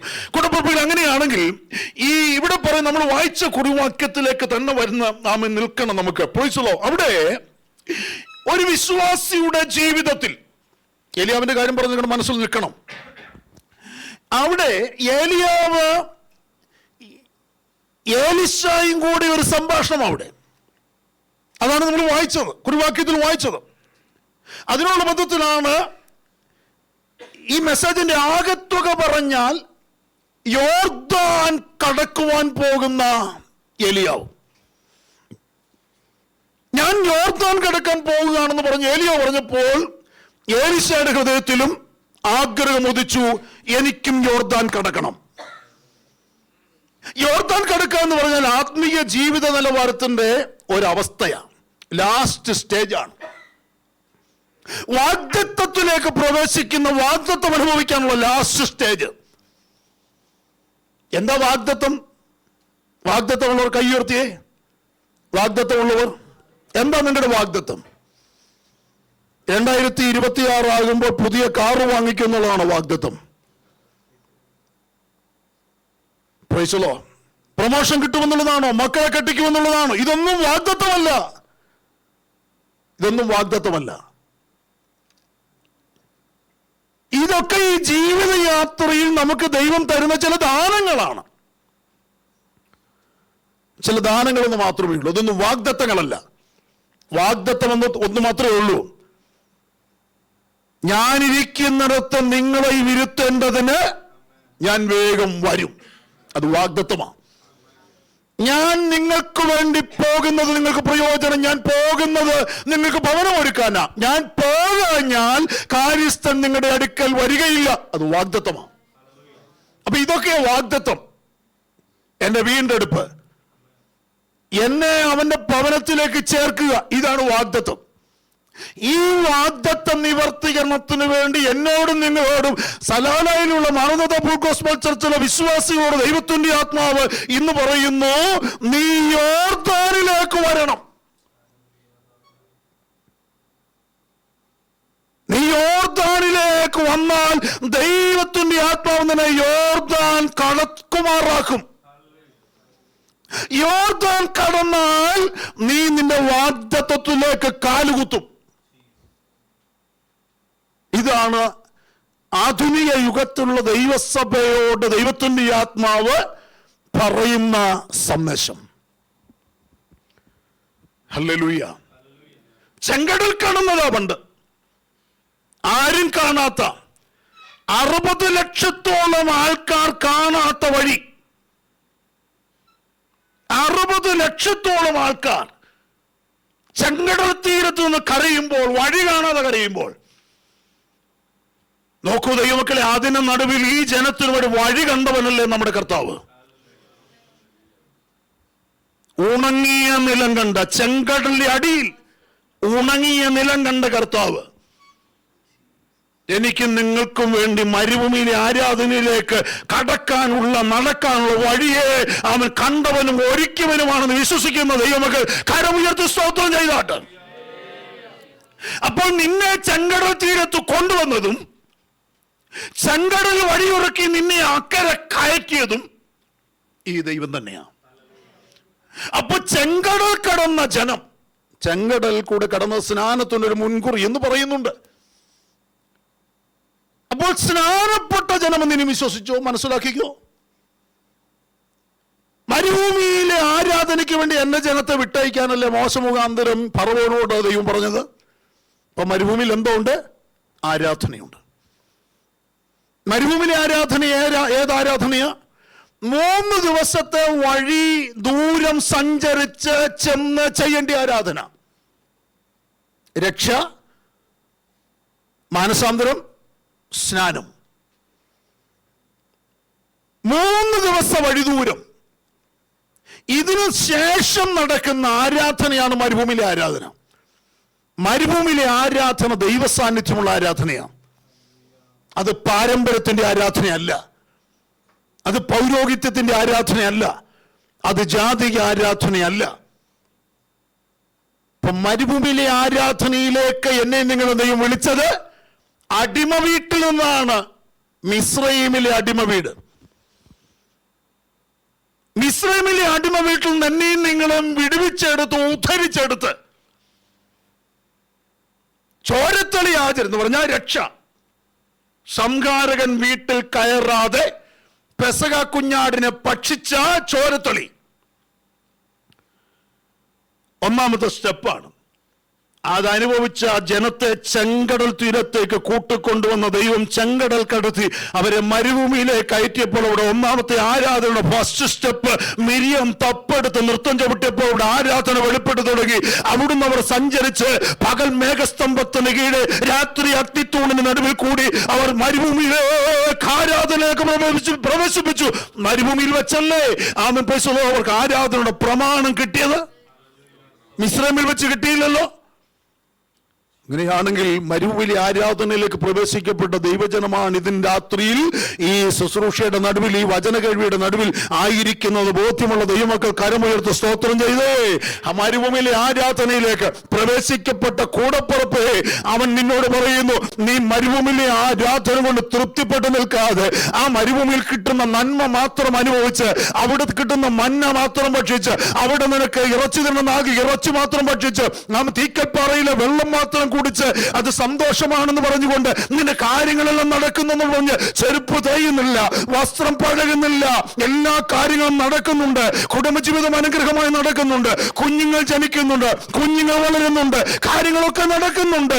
ഇത് മാത്രം തൃപ്തിയടഞ്ഞ് ഞാൻ അങ്ങനെ കഴിഞ്ഞോളാം എന്ന് പറയുന്ന നിലയിൽ നിൽക്കുന്നിടത്തോളം കാലം നീ പിന്മാറ്റത്തിന്റെ അവസ്ഥയിലേക്ക് പോകും. Price the Lord. മരുഭൂമിയിൽ ഇടപെടലുണ്ട്, ദൈവിക ഇടപെടലുണ്ട്. ആ ഇടപെടലിന് കീഴ്പ്പെട്ട് നീ മരുഭൂമിയിൽ നിന്ന് എഴുന്നേൽക്കുവാൻ താല്പര്യപ്പെടുന്ന ദൈവം പറയുന്നത് എങ്ങോട്ട് എഴുന്നേൽക്കണം? യോർദാന്റെ തീരത്തേക്ക് നീ പോകാൻ എഴുന്നേൽക്കണം. അവിടേക്ക് ദൈവം നിന്നെ കൊണ്ടുപോകും. എല്ലാവരും കൊണ്ടുപോകത്തില്ല കേട്ടോ. Price the Lord. എല്ലാവരും കൊണ്ടുപോകത്തില്ല, ഒരു നിലയിലുള്ള ആൾക്കാരെ മാത്രമേ കൊണ്ടുപോകത്തുള്ളൂ. അപ്പം ഞാൻ ഓർപ്പിക്കാം, അത് താഴേക്ക് വരുമ്പോൾ നമുക്ക് ചിന്തിക്കാം. അപ്പം വിശ്വാസികളുടെ ജീവിതത്തിൽ, എന്റെയും നിങ്ങളുടെ ജീവിതത്തിൽ യോർദാൻ കടക്കുക എന്ന് പറഞ്ഞാൽ അത് ഏറെ അതിപ്രാധാന്യമുള്ള ഒരു വിഷയമാണ്. യോർദാൻ കടക്കുക എന്നുള്ളത് പ്രൈസ് ദി ലോർഡ് വിശ്വാസ ജീവിതത്തിലുള്ള ഒരു അവസ്ഥയാണ്, അല്ലെങ്കിൽ നാം നേരിടേണ്ടിയ ഒരു ഉയർന്ന സ്ഥാനമാണ് യോർദാൻ എന്ന് പറയുന്നത്. യോർദാൻ കടക്കാതെ വാഗ്ദത്തത്തിൽ പ്രവേശിക്കാൻ പറ്റില്ല. Praise the Lord. അപ്പം യോർദാൻ ഇപ്പുറം മരുഭൂമിയാ. ആ മരുഭൂമിയിലായപ്പോൾ ഇവരുള്ളത്. Praise the Lord. യോർദാൻ കടന്നാലോ, ഞാൻ ഓർപ്പിച്ചു, വാഗ്ദത്തമാണ്. അപ്പൊ ഇറങ്ങി പുറപ്പെട്ട മിസ്രൈമിൽ നിന്ന് ഇറങ്ങി പുറപ്പെടുവിക്കപ്പെട്ട ജനത്തിന്റെ പാദങ്ങൾ ആമേൻ യോർദാനിൽ വെച്ചു. യോർദാനിൽ വെച്ചപ്പോൾ അവിടെ സംഭവിച്ചതിനെ കുറിച്ച് ഓർപ്പിക്കുന്നുണ്ട്. അതൊന്നും ഇന്ന് രാത്രിയിൽ ഞാൻ വിശദീകരിക്കാൻ ഇപ്പോൾ എനിക്ക് സമയം, അതൊക്കെ വേറെ വേറെ ദൂതുകളാ. അവിടെ ആ യോർദാൻ അവർ കടന്നപ്പോൾ ദൈവത്തിന്റെ ജനത്തിന്റെ മേലുള്ള ഇടപെടലിലേക്ക്, അവരുടെ മേലുള്ള ദൈവത്തിന്റെ വാഗ്ദത്തത്തിലേക്കുള്ള ഒരു കുതിച്ചുചാട്ടത്തിനുള്ള തയ്യാറെടുപ്പായിരുന്നു അവർ യോർദാനിൽ വന്നത്. നമുക്കെല്ലാവർക്കും ആഗ്രഹം വാഗ്ദത്തം നിറവേറ്റപ്പെടണം എന്നുള്ളത്. വാഗ്ദത്തം നിറവേറ്റപ്പെടണമെന്ന് ആഗ്രഹിക്കാത്തവരാരുമില്ല. എല്ലാവർക്കും വാഗ്ദത്തങ്ങൾ നിറവേറണം. ഞാൻ ഓർപ്പിച്ചുള്ള യഥാർത്ഥ വാഗ്ദത്തം പറയുമ്പോൾ ആത്മീയ വാഗ്ദത്തമാണ്. എന്നാൽ ഭൗതിക വാഗ്ദത്തം ഇല്ലെന്നൊന്നും ഞാൻ പറയുന്നില്ല. ചില സന്ദർഭങ്ങളിൽ ദൈവ ഭൗതിക വാഗ്ദത്തങ്ങൾ ചില വ്യക്തികളുള്ള ബന്ധത്തിൽ പറയാറുണ്ട്, തരാറുമുണ്ട്. അതൊന്നുമില്ലെന്ന് സ്ഥാപിക്കാൻ ഞാൻ ആളല്ല, ഞാൻ അനുഭവിച്ചിട്ടുണ്ട്, അതുകൊണ്ടാണ് പറഞ്ഞത്. എന്നാൽ ഭൗതിക വാഗ്ദത്തം മാത്രമല്ല നാം ഫോക്കസ് ചെയ്യേണ്ടത്. അത് മരുഭൂമിയിൽ നിന്നാലും അത് നടക്കും. കാരണം ഇപ്പം മരുഭൂമിയിൽ നിൽക്കുന്നവരെല്ലാവരും ആരാ? രക്ഷിക്കപ്പെട്ടവരാണ് എന്ന് പറഞ്ഞാൽ ചോരത്തളി ആചരിച്ചവരാണ്, സ്നാനപ്പെട്ട് ചെങ്കടൽ സ്നാനം കഴിഞ്ഞവരുമാണ്. ഇനി ഇവിടെ മേഘസ്തംഭം എന്ന് പറയുന്നൊരു വിഷയമുണ്ട്. അത് പരിശുദ്ധാത്മാവിന് നേടില്ല. അവ പരിശുദ്ധാത്മാവിൽ നയിക്കപ്പെട്ടവരോ നിയന്ത്രിക്കപ്പെട്ടവരോ കൂടിയാണ് ഈ ജനം. അതുകൊണ്ട് ഇതെല്ലാം ഞാൻ ആത്മീയനാണ്, ഞാൻ വിശ്വാസിയാണ്, ഞാൻ നീതിമാനാണ്, വിശുദ്ധനാണ്, മിസ്രയീം വിട്ടവനാണ്, വിട്ടവളാണ്, ഇതൊന്നും പറഞ്ഞിട്ട് കാര്യമില്ല. ദൈവമക്കളെ, വാഗ്ദത്തം പ്രാപിക്കണമെങ്കിൽ മരുഭൂമിയിലായിരിക്കുന്ന ആരാധിക്കുന്ന ദൈവജനം, വേർപെട്ട് ആരാധിക്കുന്ന ദൈവജനം യോർദാൻ എന്ന അവസ്ഥ കടന്നെങ്കിൽ മാത്രമേ മതിയാവൂ. ആ കടക്കുന്നവരെ ചേർത്തുകൊണ്ട് വാഗ്ദത്തത്തിൽ പോകാനാണ് പ്രാണപ്രിയൻ വരാൻ പോകുന്നത്. വിശ്വസിക്കുന്നവർ കരുമുറുത്തി കർത്താവിന് സ്തോത്രം ചെയ്താണ്. ഹല്ലേലൂയ. അപ്പൊ യോർദാൻ കടന്നതിന് ശേഷം എന്താണ് ഇവരുടെ ജീവിതത്തിൽ സംഭവിച്ചത്? യോർദാൻ കടക്കുന്നത് വരെ ഇവർക്ക് പിന്മാറ്റ ചിന്താഗതി മാത്രമായിരുന്നു. പോണം പോണം പോണം പോണം. എങ്ങോട്ട് പോകണം? മിസ്രൈമിൽ പോകണം. എന്തിനു പോകണം? അവിടെ ഞങ്ങൾക്ക് ചിറ്റുള്ളിയുണ്ട്, വെള്ളരിക്കായുണ്ട്, വെണ്ടയ്ക്കായുണ്ട്, പാവയ്ക്കായുണ്ട്, മത്തങ്ങായുണ്ട്, ഇറച്ചിക്കലമുണ്ട്. ഇങ്ങനെ അങ്ങ് വർണ്ണനയാ. ഇറച്ചിക്കലം പോയിട്ട് പോട്ടെ, പറയുന്നില്ല. കാരണം അത്രയ്ക്ക് പീഡനമല്ലായിരുന്നു അവിടെ. ഇവർക്കെവിടെ ഇറച്ചി കഴിക്കാൻ അവിടെ കഴിഞ്ഞത്? ഇവർക്കെവിടെ അവിടെ സമൃദ്ധി ഉണ്ടായിരുന്നത്? എടാ, ഈ രക്ഷിക്കപ്പെട്ടതിന് ശേഷവും സ്നാനപ്പെട്ടതിന് ശേഷവും പരിശുദ്ധാത്മാവിൽ ആരാധിക്കുന്ന കാലഘട്ടത്തിലും ഇപ്പോഴും ശ്രദ്ധ എവിടെയാ? പണ്ട് പ്രൈസലോ, പണ്ടത്തെ പോലെ നല്ല കാലമൊന്നും ബൈബിൾ പറയുന്ന ഒരു പദമുണ്ട്. അതിൻ്റെതായ അർത്ഥത്തിലുള്ളതിൽ വളരെ നമ്മളെ കുഴപ്പിക്കുന്നൊരു വിഷയമാണ്. ഞാൻ ഇന്ന് ആ മെസ്സേജ് എടുത്താൽ കൊള്ളാമെന്ന് ഞാൻ ചിന്തിച്ചതാ. പക്ഷെ പിന്നീട് ഇനി എപ്പോഴെങ്കിലും ആകട്ടെ. പണ്ടത്തെ നമ്മൾ പലപ്പോഴും ബൈബിളിലെ വാക്യം, പണ്ടത്തെ പോലൊരു നല്ല കാലം ഞങ്ങൾക്ക് നൽകി തരണേ കർത്താവേ എന്ന് പലപ്പോഴും നമ്മൾ പ്രാർത്ഥിക്കാറില്ലേ? ഏതായി പണ്ടെന്നുള്ളത് നമ്മൾ ആദ്യം പഠിക്കണം. പോട്ടെ, പ്രൈസലോ. അപ്പൊ ഇങ്ങനെ ഈ ജനം യോർദാൻ കടക്കുന്നത് വരെ, ഒരു പരിധിവരെ യോർദാനിലേക്ക് ഇവരെ ദൈവത്തിന്റെ ആത്മാവ്, പരിശുദ്ധാത്മാവ് കൊണ്ടുവരാഞ്ഞതിന് കാരണവും ഇവരുടെ ഉള്ളിൽ പിന്മാറ്റ ചിന്താഗതി കിടക്കുന്നത് കൊണ്ടാണ്. മോശ എന്തെങ്കിലും ഒരു പ്രമാണം പറയുമ്പോൾ, നിയമം പറയുമ്പോൾ ഞങ്ങൾ കൊല്ലാമെന്ന് ഇവിടെ കൊണ്ടുവന്ന്, ഇന്നലെ നമ്മൾ ആ ഭാഗം വായിച്ചല്ലേ, ഞങ്ങൾ കൊല്ലാനാണോ ഇവിടെ?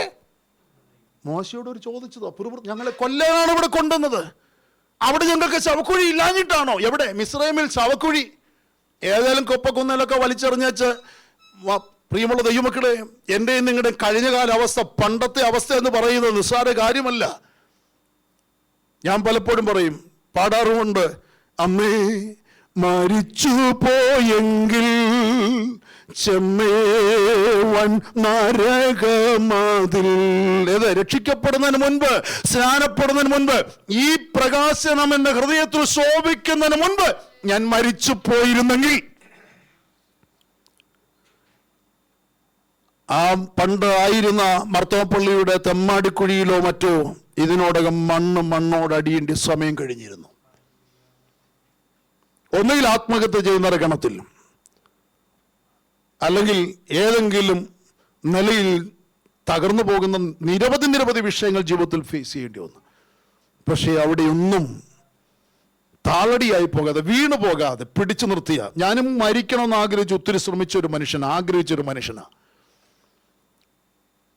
കുടുംബമായിട്ട് തീരണമെന്ന് ആഗ്രഹിച്ച മനുഷ്യനാണ് ഞാൻ. കുറച്ച് സാക്ഷികളൊക്കെ പണ്ടൊക്കെ പല സന്ദർഭങ്ങളിൽ നിങ്ങളുടെ പറഞ്ഞിട്ടുണ്ടല്ലോ. Price the Lord. എന്നാൽ കർത്താവിന് എന്നെക്കുറിച്ചൊരു പദ്ധതി ഉണ്ടായിരുന്നുണ്ട്. ആ പദ്ധതിയിലേക്ക് വരുത്താൻ വേണ്ടി ദൈവം ശത്രുവിൻ്റെ കയ്യിൽ ഏൽപ്പിക്കാഞ്ഞത് കൊണ്ട്, അവൻ വഴിയിൽ കാത്തത് കൊണ്ട് ഇവിടെ വരെ കൊണ്ടുവന്ന് നിർത്തിയിരിക്കുന്നു. ഞാൻ പറഞ്ഞതിൻ്റെ സാരം എത്രയേ ഉള്ളൂ. യോർദാൻ കടക്കുന്നതിന് മുൻപ് എൻ്റെയും ഹൃദയത്തിലെ ചിന്ത, അവിടെ ആയിരുന്നു, എന്തായിരുന്നു, നല്ല പള്ളി ഉണ്ടായിരുന്നു, അവിടെ നല്ല ഒത്തിരി സ്നേഹിതരുണ്ടായിരുന്നു, നല്ല സെറ്റപ്പായിരുന്നു, വലിയ ചോദ്യം പറച്ചിലൊന്നുമില്ലായിരുന്നു. എന്താ ആരാധനയ്ക്ക് വരാഞ്ഞത്? എന്താ ഉപവാസ പ്രാർത്ഥനയ്ക്ക് വരാഞ്ഞത്? ഉപവസിക്കുന്നില്ലേ? ഇങ്ങനെ നടന്നാൽ മതിയോ? പോണ്ടേ? ഒരു ചോദ്യമില്ല, ഒരു പറച്ചില്ല. ചെന്നാ ചെന്നു, കണ്ടാ കണ്ടു, വീട്ടിൽ തിരക്കി വരവിലുമില്ല, പോകില്ല, വിളിക്കലുമില്ല, പറയലുമില്ല, ഒന്നുമില്ല. നമുക്ക് നമ്മുടെ ഇഷ്ടത്തിനനുസരിച്ച് നടക്കാം. പക്ഷെ പേരെന്താ? ക്രിസ്ത്യാനി. പേരെന്താ? അല്ലെങ്കിൽ സമുദായത്തിന് പേര് പറഞ്ഞ്, അല്ലെ ഞാൻ അവിടെ ആ കുടുംബത്തിൽ ജനിച്ചതാ, ഇന്നത് ചെയ്തു, അല്ലെ എൻ്റെ നിലവാരം ഇതാ, ഇങ്ങനെയൊക്കെ നമ്മൾ പറഞ്ഞു പോകുമെന്നല്ലാതെ ഒരു ചോദ്യം പറച്ചിലൊന്നുമില്ല. ഇവിടെ വചനം പഠിപ്പിക്കലില്ല, നിത്യതര ദർശന ഹൃദയത്തിൽ പാകലില്ല, കുടുംബ പ്രവർത്തനം നടക്കുന്നു എന്നൊരു തിരക്കലില്ല, മക്കളെ നല്ല ശിക്ഷണത്തിൽ വളർത്തുന്നു എന്നൊരു നോട്ടമില്ല. മക്കൾ അടിഞ്ഞാടി നടന്നാലും മാതാപിതാക്കന്മാരെ നേതാക്കന്മാർ ഉപദേശിക്കില്ല, വിലക്കില്ല, ഒന്നുമില്ല. കുടിച്ചേച്ചും വേണേ വരാം, വലിച്ചേച്ചും വരാം, പിടിച്ചേച്ചും വരാം, എങ്ങനെയും വേണേ ജീവിക്കാം. പക്ഷെ ഇവിടെ അത് പറ്റില്ല. ദൈവത്തിൻ്റെ അപ്പൻ്റെ ഭവനത്തിൽ അത് പറ്റില്ല. ദൈവത്തിൻ്റെ ആത്മാവിന് നിരക്കാത്ത, ദൈവജനത്തിന് നിരക്കാത്തതൊന്നും അങ്ങനെ വന്നെന്നറിഞ്ഞ കർത്തൃവേഷ കൊടുക്കില്ല. തൊടലെന്ന് പറയും, മാറി നിൽക്കാൻ പറയും. ഞാൻ വിലക്ക് നിർത്തിയിട്ടുണ്ട് 6 മാസം വരെ. പിന്നെ കുറ്റം വന്ന് ഏറ്റുപറഞ്ഞ് ക്ഷമ ചോദിച്ച് കുറേ നാൾ നല്ല നടപ്പാണെന്ന് കണ്ട് ബോധ്യപ്പെട്ടതിന് ശേഷം ഇനിയും എടുക്കാം കേട്ടോ എന്ന് അങ്ങോട്ട് പറയും.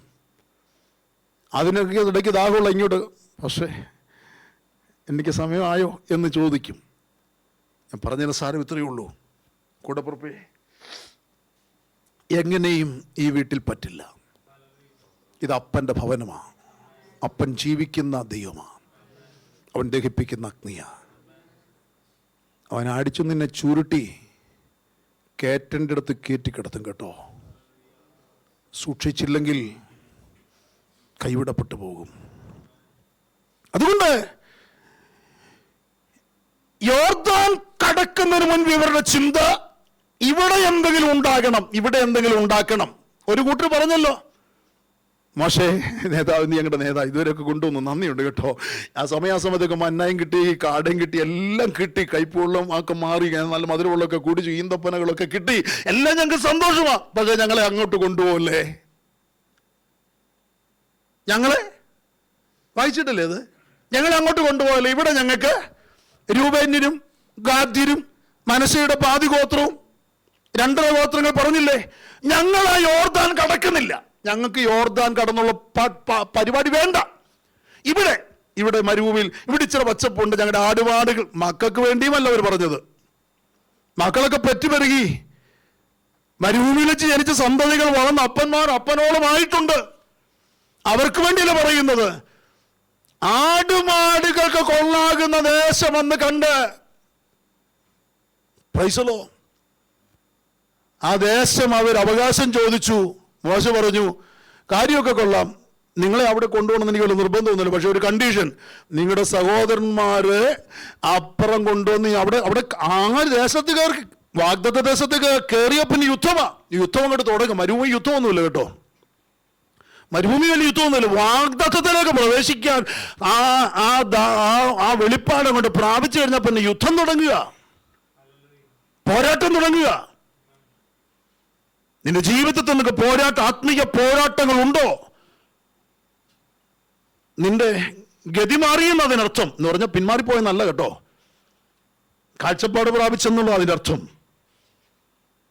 അവിടെ കഷ്ടത വരുമ്പോഴോ, നിന്ന വരുമ്പോഴോ, പരിഹാസം വരുമ്പോഴോ, ദുഷി വരുമ്പോഴോ, ഇല്ലായ്മ വരുമ്പോഴോ ഒന്നും എന്നെ ദൈവം അറിയുന്നില്ല, കണ്ടില്ലെന്നൊന്നും വെക്കണ്ട. ദൈവത്തിൻ്റെ പദ്ധതിയാ കഷ്ടതയിൽ കൂടി നിന്നെ അവൻ ശുദ്ധീകരിച്ചെടുക്കുക. പ്രൈസലോ. അത് അനുഭവിക്കുന്ന ദൈവമക്കൾക്കായി ഞാൻ എൻ്റെ ദൈവത്തെ സ്തോത്രം ചെയ്യുന്നു. ഞാനിന്ന് വൈകിട്ട് ഇങ്ങോട്ട് വരുന്നതിന് സഹോദരനെ ഫോൺ വിളിച്ചുകൊണ്ടിരുന്നപ്പോൾ ഞാൻ വൈഫും സുജിയും തക്കുമായിട്ട് സംസാരിച്ചുകൊണ്ടിരിക്കും. ഞാൻ പറഞ്ഞു, അധിക സമയമൊന്നുമില്ല, നമുക്ക് ഒരുങ്ങാനുള്ള ലാസ്റ്റ് സമയം, ആ വിശുദ്ധി തികയ്ക്കണം നമുക്ക്. അതിനനുസരിച്ച് നമ്മുടെ ചിന്ത, നമ്മുടെ പ്രവർത്തനം, നമ്മുടെ പോക്ക് വരവ്, നമ്മുടെ ജീവിതം. അപ്പോൾ ഇനിയും ഒത്തിരിയൊന്നും അവൻ കുഞ്ഞുങ്ങളുടെ ഇളമോടെ കാര്യമൊക്കെ പറഞ്ഞു വന്ന കൂട്ടത്തിൽ അത് പറഞ്ഞു, ഒത്തിരിയൊന്നും അതിനുള്ള സമയമൊന്നുമില്ല, കെട്ടിച്ചു വിടാനുള്ള സമയമൊന്നും നമുക്ക് കിട്ടുമെന്ന് തോന്നുന്നില്ല. അതിന് മുന്നമേ മക്കളെയും കൊണ്ടങ്ങ് പോകാൻ നമുക്ക് ഒരുങ്ങണം, വിശുദ്ധ. ഇപ്പോഴും ഞാൻ സംസാരിച്ചിട്ടാണ് ഇങ്ങോട്ട് വരുന്നത്. ഒരു കൊടുപ്പുറം ഞാൻ ഒരു കാര്യം പറയട്ടെ, നിന്റെ ചിന്തയും നിന്റെ വീട്ടിലെ സംസാരം മുഴുവൻ നിത്യതയെ സംബന്ധിച്ചായിരിക്കണം. നിന്റെ കുഞ്ഞുങ്ങൾ കേൾക്കട്ടെ നിങ്ങൾ തമ്മിൽ ഇത് സംസാരിക്കുന്നത്. ജീവിതത്തിൻ്റെ പരാജയം, അയ്യോ അങ്ങനെ പറ്റിപ്പോയല്ലോടി, കർത്താവ് നമ്മൾ ക്ഷമിക്കട്ടെ, നമുക്ക് ഒരു പ്രാവശ്യം കൂടെ ഒന്ന് ഉപവസിക്കാം, നമുക്കൊന്ന് ഒരു വിഷമം. ഞാൻ ചോദിക്കട്ടെ, ഒരു കുടുംബ പ്രാർത്ഥന രാവിലെ നടത്താൻ കഴിഞ്ഞില്ല, താമസിച്ച് എഴുന്നേറ്റത്, അതിൻ്റെ നിങ്ങൾക്ക് എന്തെങ്കിലും ഒരു ഭാരം അനുഭവിക്കുക, ഒരു വിഷമം തോന്നിയിട്ട് ജോലിക്ക് പോകുന്നവരുണ്ടോ? ഉണ്ടെങ്കിൽ ദൈവഭയം നിന്നിൽ നഷ്ടമായിട്ടില്ലെന്ന് അതിനർത്ഥം. ഇന്ന് കുഴപ്പമില്ല, ഓടിച്ചെന്ന് ബൈബിളും നോക്കി യഹോവൻ്റെ ഇടയിനാന്ന്, ഓക്കെ കർത്താവിൽ പോവാ, കാത്തോണം വേണ്ടി ഇറങ്ങിയ ഒരു കൂസലുമില്ല. വൈകുന്നേരം വരുമ്പോഴും ഒരു കൂസലുമില്ല. പക്ഷെങ്കിൽ ഈ ഒരു കുടുംബ പ്രാർത്ഥന അങ്ങനെ പ്രമാണത്തിൽ ജീവിച്ച് നിത്യത വാഗ്ദത്ത ലക്ഷ്യമിട്ട് ജീവിക്കുന്ന ഒരുവൻ ഒരു ദിവസം ഇത് മുടങ്ങുമ്പോൾ അവൻ വെള്ളത്തിൽ നിന്ന് പിടിച്ചിട്ട് മീന് തുല്യമായിട്ടാണ്. വൈകുന്നേരം കൂടി ദൈവസന്നിധിയിൽ നിരപ്പ് പ്രാപിക്കുന്നവന് പിടക്കില്ല. ആ ഒരു പിടക്കലുണ്ടോ? ഒരു കുടുംബ പ്രാർത്ഥന നഷ്ടപ്പെട്ടാൽ, ഒരു സഭായോഗം മുടക്കിയാൽ ആ ഒരു പിടച്ചിലുണ്ടോ? ഇല്ലെങ്കിൽ അപകടകരമായ മേഖലയിലാകട്ടോ, മടങ്ങി വന്നോണം. ദൈവസഭയിൽ നിന്റെ നിത്യതയ്ക്ക് വേണ്ടി, നിന്റെ വാഗ്ദത്തത്തിന് വേണ്ടി നിന്നെ ഒരുക്കുന്ന ഒരു ശുശ്രൂഷ ക്രമീകരിക്കുമ്പോൾ നിനക്കതിൻ്റെ ഭാഗം, എമർജൻസി ഡ്യൂട്ടി അവരെ ഒഴിവാക്കി പറയുക കേട്ടോ. അങ്ങനെയുള്ളവർക്ക് അത് ഒന്നും തോന്നരുതേ. ഡ്യൂട്ടി ചെയ്യേണ്ട സമയത്ത് ഡ്യൂട്ടി ചെയ്താലേ പറ്റൂ. കാരണം നമുക്കിവിടെ ജീവിക്കണമെങ്കിൽ വരുമാനം വേണം, അല്ലെങ്കിൽ ജോലി ചെയ്യുന്നവർ പറഞ്ഞു വിടുമെങ്കിൽ ഡ്യൂട്ടി ചെയ്താലേ പറ്റൂ. അതിനെക്കുറിച്ചല്ല ഞാൻ പറയുന്നത്. നിനക്ക് വരാൻ അവസരമുണ്ടായിരിക്കെ ഏതെങ്കിലും ഒഴിവാക്കാൻ പറ്റുന്ന കാര്യം ഒഴിവാക്കിയിട്ട് ആരാധന, കൂട്ടായ്മ, ക്രമീകരണങ്ങൾ, സെൽ മീറ്റിംഗ്, ബൈബിൾ സ്റ്റഡി, ഉപവാസ പ്രാർത്ഥന, സഭായോഗമൊക്കെ എന്തിനു വേണ്ടിയാ? എൻ്റെ വർധനവിനും ശുദ്ധീകരണത്തിനും ഒരുക്കത്തിനും വേണ്ടിയല്ലേ? എൻ്റെ അകത്തെ മനുഷ്യനെ പുഷ്ടിപ്പെടുത്തി. ഞാൻ മറ്റൊരു മെസ്സേജ് ഇന്ന് ആഗ്രഹിച്ചു, രക്ഷിക്കപ്പെട്ടവരുടെ സൗന്ദര്യം. ശുലൈം പറയുന്നുണ്ട്, ഞാൻ കറുത്തവളെങ്കിലും അഴകില്ലാത്തവളല്ല. വായിച്ചിട്ടില്ലേ? ഞാൻ കറുത്തവളെങ്കിലും, എൻ്റെ ഈ വെയില് തട്ടി, എൻ്റെ കറുപ്പ് നിറം വെയില് തട്ടി ആണ് എൻ്റെ മുന്തിരിത്തോട്ടത്തിന് ഞാൻ കാവൽ കാത്തും വെയില് തട്ടി കറുത്തതാ, എങ്കിലും ഞാൻ അഴകില്ലാത്തവളല്ല. അത് സംസാരിക്കണം എന്നാണ് ഞാൻ ആഗ്രഹിച്ചത്. ഇങ്ങനെ മെസ്സേജ് മാറ്റിയ കർത്താവ് അവസാനം ഇതേ കൊണ്ട് തന്നെ ഉറപ്പിച്ചത്. രക്ഷിക്കപ്പെട്ടവന്റെ സൗന്ദര്യം. ആരെ ചേർക്കാനാ ദൈവം വരുന്നത്? കർത്താവ് പ്രാണപ്രിയൻ മണവാളം വരുന്നത് മണവാട്ടിക്ക് എന്താ വേണം? സൗന്ദര്യം വേണം. എന്ത് സൗന്ദര്യം വേണം? ആത്മീക സൗന്ദര്യം വേണം. ഇവിടെ നമ്മുടെ കൈ മുറിഞ്ഞിരുന്നാലും മടങ്ങിയിരുന്നാലും, ഇവിടെ മുഖം കോടിയിരുന്നാലും, 10 പല്ല് കൊഴിഞ്ഞു പോയി പല്ലില്ലാത്ത അവസ്ഥയാണെങ്കിലും ആ സൗന്ദര്യമല്ല മണവാളം നോക്കുന്നത്. അത് ജഡത്തിന്റെ സൗന്ദര്യത്തിന് കുറവെന്ന് മുഖമൊന്ന് ഒട്ടിയെന്നേ ഉള്ളൂ. പക്ഷെ അവിടെ വെളിപ്പെടുന്നത് യഥാർത്ഥ സൗന്ദര്യത്തിനുടമയായിട്ടായിരിക്കും. ആമേൻ. മനസ്സിലാക്കാൻ കഴിയുന്നുണ്ട്? ഇതൊക്കെ നമ്മുടെ ഉള്ളിലോട്ടൊന്ന് കയറണം, കത്തണം. എന്നെ കേൾക്കുന്ന ദൈവമക്കളെ, പ്രശ്നം ഞാൻ പറയട്ടെ.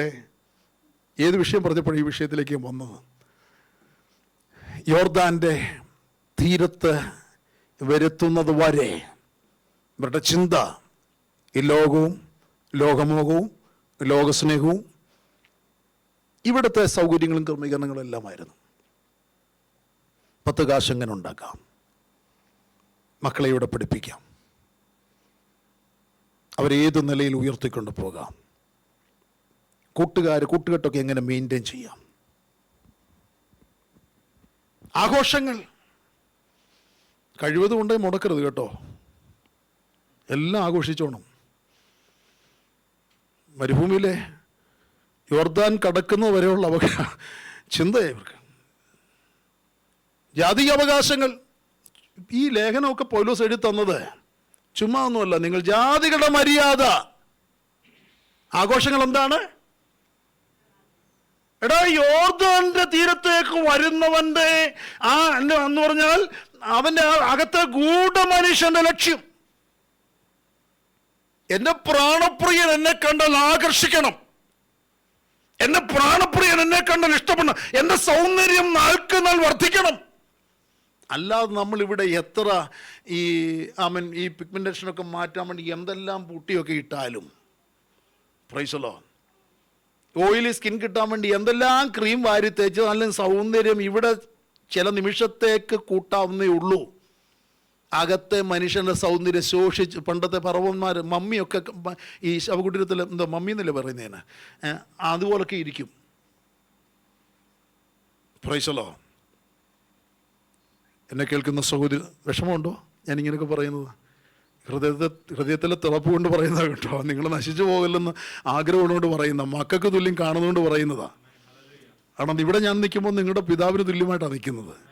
Price the Lord. കാരണം ആ ഒരു പൊസിഷനാണ് കർത്താവ് നിർത്തിയിരിക്കുന്നത്. Praise the Lord. ഞാൻ എൻ്റെ ഭാര്യയോടും കുഞ്ഞുങ്ങളോടും പറയുന്നത് മാത്രമേ നിങ്ങളോടും പറയുന്നുള്ളൂ. എൻ്റെ വിശ്വാസത്തോട് പറയുന്നത് മാത്രമേ നിങ്ങളോടും പറയുന്നുള്ളൂ. സ്പെഷ്യലായിട്ടൊന്നും പറയുന്നില്ല. ഇങ്ങനെ തന്നെയാണ് ഞാൻ അവിടെയും പറയുന്നത്. എന്നെ കേൾക്കുന്ന സഹോദരി സഹോദരന്മാരെ, നിനക്ക് പറ്റാത്ത ആചാരങ്ങളും അനുഷ്ഠാനങ്ങളും നിന്നെ നാശത്തിലേക്ക് പിശാച് കൊണ്ടുപോകുന്നു. പറഞ്ഞാൽ പന്നിയെ അറക്കാൻ കൊണ്ടുപോകുന്നു കണ്ടുണ്ടോ? ഒരു കപ്പലണ്ടി മുമ്പിൽ ഇട്ട് കൊടുക്കും, അല്ലെങ്കിൽ എന്തെങ്കിലും ഒരു ധാന്യം മുമ്പ്, അല്ലെങ്കിൽ ഒരു എന്തെങ്കിലും ഇട്ട് അത് തിന്ന് അങ്ങപ്പം കൊണ്ടുപോകാൻ എളുപ്പമാണ്. അല്ലെങ്കിൽ ഇതിനെ വാലി ചൂപ്പാട് വരും. കാരണം അതിനറിയാം ഇതിനെ അറക്കാൻ കൊണ്ടുപോകണമെന്ന്.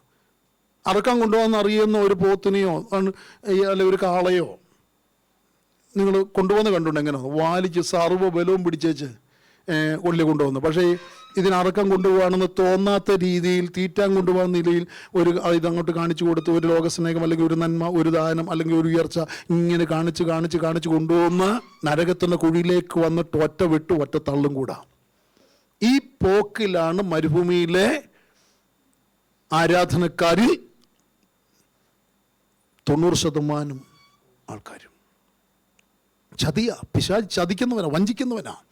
ഞാൻ നിങ്ങൾ വഞ്ചിക്കപ്പെട്ടു പോകരുത്. Price the Lord. ഹല്ലേലൂയ.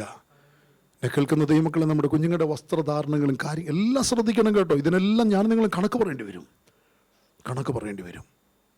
അവസാനം ഞാൻ നിങ്ങൾ നേരിടുന്ന ചില ചോദ്യങ്ങൾ, നിന്റെ മക്കൾ എവിടെ?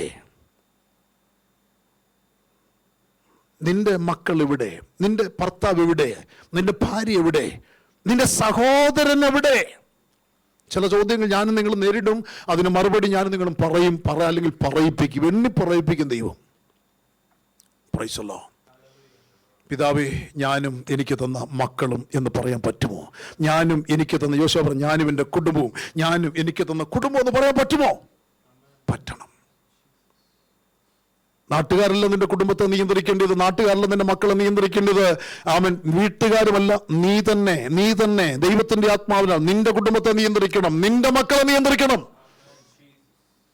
Price the Lord. ഹല്ലേലൂയ. ഞാനിതിന് വില കൊടുത്തിട്ടാണ് ഇത് പറയുന്നത്. അതുകൊണ്ട് ഇത് പറയാൻ എനിക്ക് പ്രാഗൽഭ്യമുണ്ടെന്ന് 100% വിശ്വസിക്കുന്നു. Price the Lord. ഹല്ലേലൂയ. വളരെ സൂക്ഷിക്കേണ്ട കാലഘട്ടമാണ്. തള്ളപ്പെടുന്ന എന്ന് പറഞ്ഞാൽ നമുക്കൊരു മക്കളെ തരുമ്പോൾ ചില പ്രത്യേക കാര്യങ്ങൾക്ക് വേണ്ടി 127 സങ്കീർത്തനത്തിൽ മക്കൾ 128 അല്ലേ? ഒന്ന് വായിച്ച് 128 സങ്കീർത്തനം വായിച്ചേ. യെസ്. നിന്റെ ഭാര്യ നിന്റെ വീട്ടിനകത്ത് അപ്പം മുന്തിരിവള്ളി ആയിരിക്കാണ് ഭാര്യ ദൈവം തരുന്നത്. മെസ്സേജ് മാറി പോകല്ലോ കേട്ടോ. ഞാൻ ചില ഉപദേശങ്ങൾ സ്ഥാപിക്കാൻ വേണ്ടി പറയുന്നതാ. വേഗം വായിച്ചു. മക്കളെ തരുന്നത് എന്തിനാ? മേശയ്ക്ക് ചുറ്റും ഒലിവ് തൈയായിരിക്കാനാ. Praise the Lord. അപ്പം നിന്റെ മേശയ്ക്ക് ചുറ്റും ഒലിവ് തൈ വേണോ അതോ ചൊറുതനം വേണോ എന്ന് തീരുമാനിക്കാൻ അപ്പനും അമ്മയ്ക്കും അവകാശമുണ്ട്. അവർക്കേ കഴിയൂ. ജനിച്ചു വീഴ്ത്തപ്പെടുന്ന നിമിഷം മുതൽ തുടങ്ങണം. ഒലിവ് തൈ ആയിരിക്കണമെങ്കിൽ അഭ്യസനം. ഞാൻ സൺഡേ സ്കൂളിലെ വാർഷികത്തിന് ചിലപ്പോൾ മെസ്സേജ് എടുക്കുന്ന സമയത്ത് പറയും, മക്കളെ വളരാൻ അനുവദിക്കരുത്, കുഞ്ഞുങ്ങൾ വളർന്നു വരാൻ അനുവദിക്കരുത്. Price the Lord. കുഞ്ഞ് വളർന്നു വരാൻ അനുവദിക്കരുത്, വളർത്തണം. ബാലശിക്ഷ കടിച്ച് വളർത്തണം. അതാ ബൈബിൾ പഠിപ്പിക്കും. വളർത്തണം. വളർത്തിക്കൊണ്ട് വന്നെങ്കിലും ഒലിവ് തൈ ആകത്തുള്ളൂ. വളരാൻ അനുവദിച്ച്, എങ്ങനെയും വളരട്ടെ, ചോറും ഭക്ഷണവും ഫീസും എല്ലാം ഞാൻ കൊടുത്തോളാം. അതിവിടുത്തെ എല്ലാവരും ചെയ്യുന്നതാണ്. പക്ഷേ ഞാനും നിങ്ങൾ അങ്ങനെയല്ല ചെയ്യേണ്ടത്. ജനിച്ച് വീഴ്ത്തപ്പെടുന്ന എന്ന് പറഞ്ഞാൽ ഉദരത്തിലായിരിക്കുമ്പോഴേ അഭ്യസനം തുടങ്ങണം.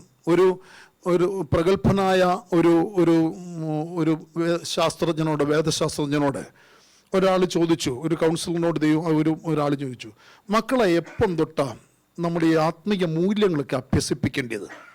അപ്പം ചോദിച്ചു, കുഞ്ഞിന് എത്ര വയസ്സായി? 5 വയസ്സ്. ഒത്തിരി വൈകിപ്പോയി.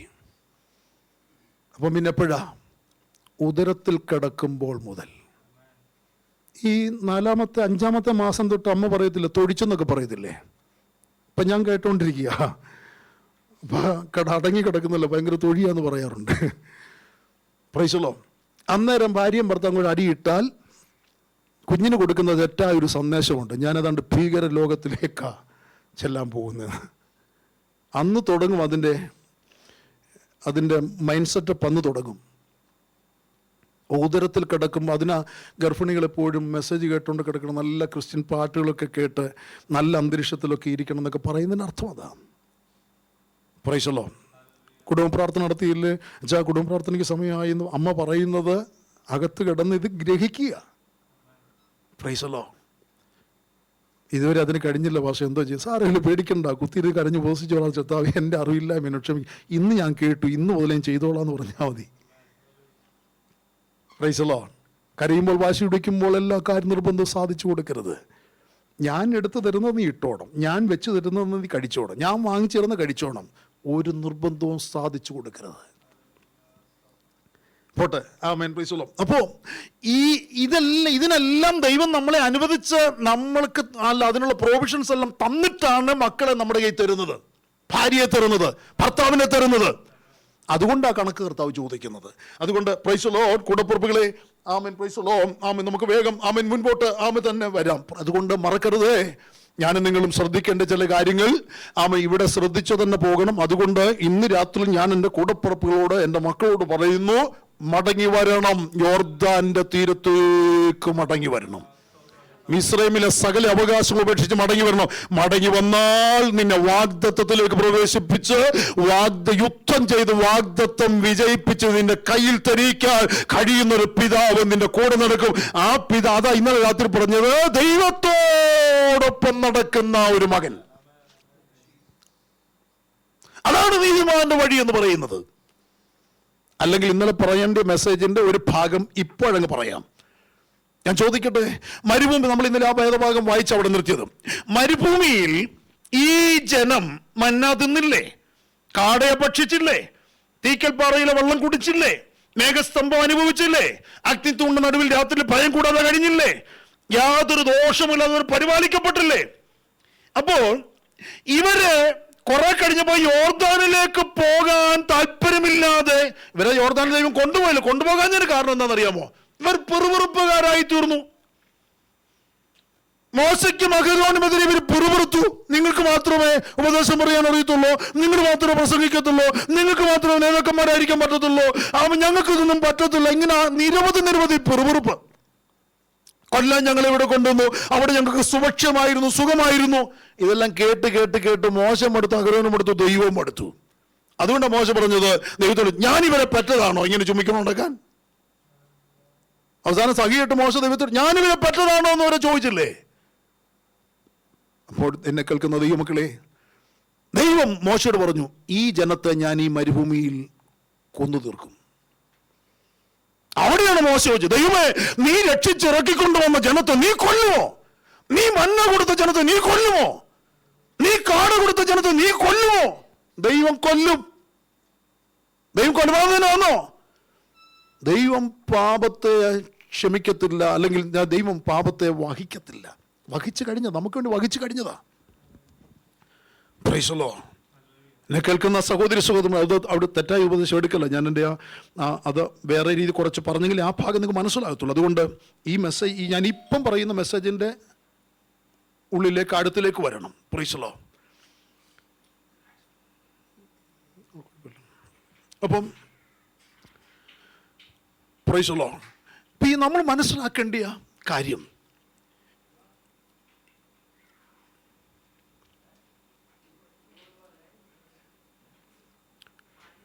ആണോ? ഞാൻ ചോദിക്കട്ടെ, ഈ ജനം മരുഭൂമിയിൽ കൂടി നടന്നു വന്നപ്പോൾ ഇവർ പിറുപിറുത്തപ്പോഴാണല്ലോ ദൈവം ഇവരെ കൊല്ലാൻ തീരുമാനിച്ചത്.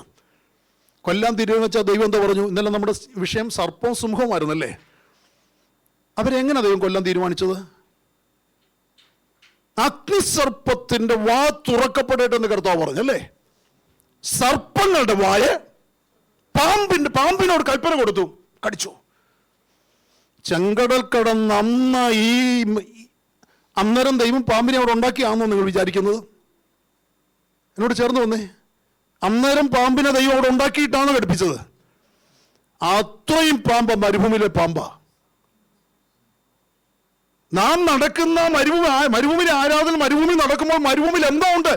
ദുഷ്ടമൃഗങ്ങളുണ്ട്. യേശു 40 ദിവസം മരുഭൂമിയിൽ കയറി യോർദാൻ നദിയിൽ നിന്ന് സ്നാനപ്പെട്ട് കയറിപ്പോയത് ഉപവസിക്കാനല്ലേ? ഉപവസിച്ചപ്പോൾ 40 ദിവസം യേശുവിന് ചുറ്റും ആരായിരുന്നുള്ളത്? കാട്ടുമൃഗങ്ങൾ. വായിച്ചിട്ടില്ലേ? കാട്ടുമൃഗങ്ങൾ. ആ കാട്ടുമൃഗങ്ങൾ എന്നോട് പറയുന്ന പൈശാചിക ശക്തികളെയാണ്. അവിടെ സർപ്പമുണ്ട്, അവിടെ സിംഹശക്തിയുണ്ട്, അവിടെ കുറുനരിയുണ്ട്, അവിടെ ചെന്നായുണ്ട്. പക്ഷെ ഇവയൊന്നും എന്റെ അഭിഷക്തനെ തുടരുന്നൊരു കൽപ്പന കൽപ്പിച്ചൊരു ദൂതനും യേശുവിനെ ശുശ്രൂഷിക്കാൻ അവിടെ ഉണ്ടായിരുന്നു. ഈ നടപ്പാണ് മരുഭൂമിയിലെ ആരാധനക്കാർക്ക്, അഭിഷക്തന്മാർക്ക്, ദൈവമക്കൾക്ക് ദൈവം പ്രൊവൈഡ്. ഇന്ന് ഞാനും നിങ്ങളും അനുഭവിക്കുന്നതാ. തുടരുമെന്ന് പറഞ്ഞുകൊണ്ടാണ് എന്നെ നിങ്ങൾ തൊടാത്തത്. അപ്പൊ ഞാനും നിങ്ങളും അതോ ദൈവം ഇന്നലെ പറഞ്ഞ് ഓർക്കുന്നുണ്ടെന്ന മെസ്സേജ്. കരുതലും ദൈവത്തിന്റെ നീതിമാൻ, ദൈവത്തോടൊപ്പം നടക്കുന്നതിന് കരുതൽ. യഹോവയുടെ രക്ഷ, നീതിമാനെ യഹോവ രക്ഷിക്കുന്നു. ആ രക്ഷ ദയ കൊണ്ട് ചുറ്റുന്നു. ദയ കൊണ്ട്, ഇതൊന്നും മറക്കരുത്, അതെനിക്ക് പൂർത്തീകരിക്കാൻ പറ്റാഞ്ഞതുകൊണ്ടാണ്. ദയ കൊണ്ട് ചുറ്റുന്നു. ഈ ദയ കൊണ്ട് ചുറ്റുന്നത് കൊണ്ടാണ് എന്ന് പറഞ്ഞാൽ അപ്പുറത്ത് നിൽക്കുന്നതിനോട് കൽപ്പിച്ചു, എന്റെ മകൻ അങ്ങോട്ട് വരുന്നുണ്ട്, വാ തുറക്കല്ലേ കേട്ടോ.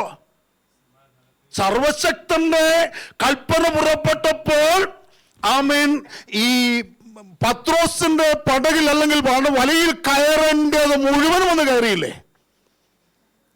പത്രോസിന്റെ ചൂണ്ടയിൽ കൊത്തന്റെ ചതുർദർപ്പണം വിഴുങ്ങിയ മത്സ്യത്തോട് കർത്താവ് കൽപ്പിച്ചപ്പോൾ ഈ പത്രോസിന്റെ ചൂണ്ടയിൽ തന്നെ കൊത്താൻ വേണ്ടി അത് എത്ര ദിവസം തൊട്ടിങ്ങനെ നടക്കുക? ഏലിയാവിന് ഭക്ഷണം കൊടുക്കാൻ കൽപ്പിക്കപ്പെട്ട, നിയമിക്കപ്പെട്ട കാക്ക ആജ്ഞ സ്വർഗത്തിൽ കിട്ടിയപ്പോൾ സ്വന്തം ഭക്ഷണത്തിന്റെ കാര്യം വിട്ട് കാക്കയ്ക്ക് ഒരു പരിപാടിയില്ല. കാക്ക അതിന്റെ ഭക്ഷണത്തെ മറന്നില്ലേ? അപ്പം കർത്താവ് കാക്കയോട് തുറക്കാൻ പറഞ്ഞപ്പം തന്റെ ഭക്ഷണത്തിന് വേണ്ടിയല്ല, ഭക്തന്റെ ഭക്ഷണത്തിന് വേണ്ടി ഇത് വാ തുറക്കാനാ പറഞ്ഞത്. കൊത്തിയെടുത്തോണ്ട് കൊടുക്കണ്ടേ? പ്രൈസല്ലോ. ഓരോ അപ്പക്കഷ്ണം വാ കൊണ്ട് കൊത്തി കൊടുത്തെന്നല്ല അതിന്. ആ ഭക്ഷണം റാഞ്ചെന്ന് അത് പറയുമ്പോൾ ഇത്ര കിലോ ഭക്ഷണം ഒരു പാക്കറ്റ് പൊക്കി എടുത്തുകൊണ്ട് കാലെ പിടിച്ച് അല്ലെ ചുണ്ടുകൊണ്ട് കൊത്തി എടുത്ത് കൊണ്ട് കൊടുക്കാനുള്ള പ്രാപ്തിയുള്ളതെന്നാ റാവൻ എന്നൊക്കെ അതിനെക്കുറിച്ച് പറയുന്നത്. നമ്മുടെ നാട്ടിൽ കാണുന്ന ഈ പേട്ട് കാക്കയുടെ സൈസൊന്നും അല്ലത്. ഞാൻ പറഞ്ഞതിന് സാരം, ഈ മരുഭൂമിയിൽ ഇവർ നടക്കുമ്പോൾ, ഇവർ ചെങ്കടൽ കയറിയപ്പോൾ മരുഭൂമിയിലെ സർപ്പങ്ങളോട് സന്തോഷിച്ചു, ഞങ്ങൾക്കുള്ള ഭക്ഷണം, ഞങ്ങൾക്കുള്ള ഇര വരുന്നുണ്ട്. പക്ഷെങ്കിൽ ഇവയാർക്കെന്ന് കണ്ടപ്പോൾ ഉയരത്ത് നിൽക്കും. തോട്ടുപോയേക്കരുത്. ഞാനും നിങ്ങൾ രക്ഷിക്കപ്പെട്ട് മിസ്രൈം വിട്ട് ഇറങ്ങിയപ്പോൾ ഒരു കൽപ്പന പുറപ്പെട്ടതാ. ഇതുവരെ തുറക്കാതിരുന്നത് എന്റെ കഴിവുകൊണ്ടല്ല, നിന്റെ മിടുക്കുകൊണ്ടല്ല കേട്ടോ. അവൻ തമ്പുരാന്റെ ദയ കൊണ്ടുള്ള ചുറ്റിപ്പരിപാലനമാണ് സഹോദര സഹോദരി. ഇന്നും നീ ആരോഗ്യത്തോടെ ജീവിക്കുന്നത്, ആ സഹോദര അത് എന്നും നീ നടക്കുന്നത് ആ കരുതൽ കൊണ്ടാ. Price the Lord. അപ്പോ ദൈവത്തെ കോപിപ്പിച്ചു കഴിഞ്ഞപ്പോൾ ദൈവം തീരുമാനിച്ചു, ഇതുങ്ങളെ വാഗ്ദത്തത്തിലേക്ക് കൊണ്ടുപോയിട്ട് വലിയ കഥയൊന്നുമില്ല. അതുകൊണ്ട് ഞാൻ മോശയോട് പറഞ്ഞു, ഞാൻ ഇതുങ്ങളെ തീർക്കും. എന്നോട് പുറവിറുക്കാത്ത, എന്നെ ധിക്കരിക്കാത്ത ചിലതിനെ മാത്രം എനിക്ക് വാഗ്ദത്തത്തിൽ കൊണ്ടുപോയാൽ മതി. Price the Lord. അതിന്റെ വെളിച്ചത്തിൽ തമ്പുരാൻ സർപ്പങ്ങളോട് പറഞ്ഞു, വാ തുറന്നു, കടിച്ചോ, കൊത്തിക്കോ. ഉഗ്രവശമല്ലേ, തലങ്ങും വിലങ്ങും നടന്ന് കൊത്താൻ തുടങ്ങി. ഒരുവൻ ഒരു കൊത്ത് മാത്രമല്ല, പല കൊത്താ കിട്ടുന്നത്. പക്ഷെ ഇത് കണ്ടപ്പോൾ മോശയ്ക്ക് സങ്കടം. ചത്ത് വീഴുകയല്ലേ, വില കൊടുത്ത് നേടിക്കൊണ്ട് വന്നതല്ലേ, ഇത്ര നാൾ ഇതിൻ്റെയൊക്കെ ചാട്ടും പ്രാക്കും തുപ്പലും എല്ലാം ഏറ്റതല്ലേ. പക്ഷെ ചത്തു വീഴുന്ന കണ്ടപ്പോൾ ഒരു ഇടയൻ്റെ ഹൃദയം വേദനിച്ചു. ദൈവമേ, ഇവരെ കൊണ്ടുപോകുന്നില്ലെങ്കിൽ എന്നെയും കൊണ്ടുപോകണ്ട എന്നൊക്കെ പറഞ്ഞു. എന്നെ കേൾക്കുന്ന കൂടപ്പുറപ്പുകളെ, മോശയുടെ കണ്ണുനീര് സഹിക്കാതെ ഒരു പരിഹാരക്രിയയുടെ കർത്താവ് യഹോവയായ ദൈവം കൊടുത്തു. യഹോവയുടെ രക്ഷ. പിച്ചള സർപ്പത്തെ ഉണ്ടാക്കി, താമ്രസർപ്പത്തെ ഉണ്ടാക്കി, കൊടിമരത്തിൻ്റെ മേൽ. അതാണ് കാൽവറിയിലെ ക്രൂശ്. ആ കൊടിമരത്തിൻ്റെ മേൽ തൂക്കപ്പെട്ട സർപ്പമാണ് കർത്താവായ യേശുക്രിസ്തു. വെളിപ്പാട് പുസ്തകത്തിലെ കുഞ്ഞാടെന്ന് പറയുന്നുണ്ട്. ഞാൻ പറഞ്ഞൊരു സാരം, സർപ്പം എന്ന് പറയുമ്പോൾ തെറ്റായിട്ട് വ്യാഖ്യാനിച്ചൊന്നും പറയരുതേ, ആശയം നിങ്ങൾ എടുത്താൽ മതി. കടിയേൽക്കുന്നവനെല്ലാം നോക്കട്ടെ. കടിയേറ്റവനെ നോക്കുവാൻ തക്കവണ്ണം പിടിച്ചു കൊണ്ടുവന്ന് നിർത്തുന്നവരെ നടുവിലുണ്ട്. കടിയേൽക്കുന്ന നോക്കിയാൽ നിന്റെ വിഷമിറങ്ങും. ആ സർപ്പം നിന്റെ വിഷം വലിച്ചെടുക്കും. ഏത് സർപ്പം നിന്നെ ഇവിടെ കൊത്തി, എത്ര സർപ്പം നിന്നെ കൊത്തിയാലും നീ അവന്റെ സന്നിധിയിലേക്ക് വന്ന് ആ തൂക്കപ്പെട്ട താമ്രസർപ്പത്തെ നോക്കിയാൽ. അതുകൊണ്ട് ഇബ്രാഹിം ലേഖന കർത്താവ് പ്രൈസലോ അങ്ങോട്ട് നോക്കാൻ പറഞ്ഞത്.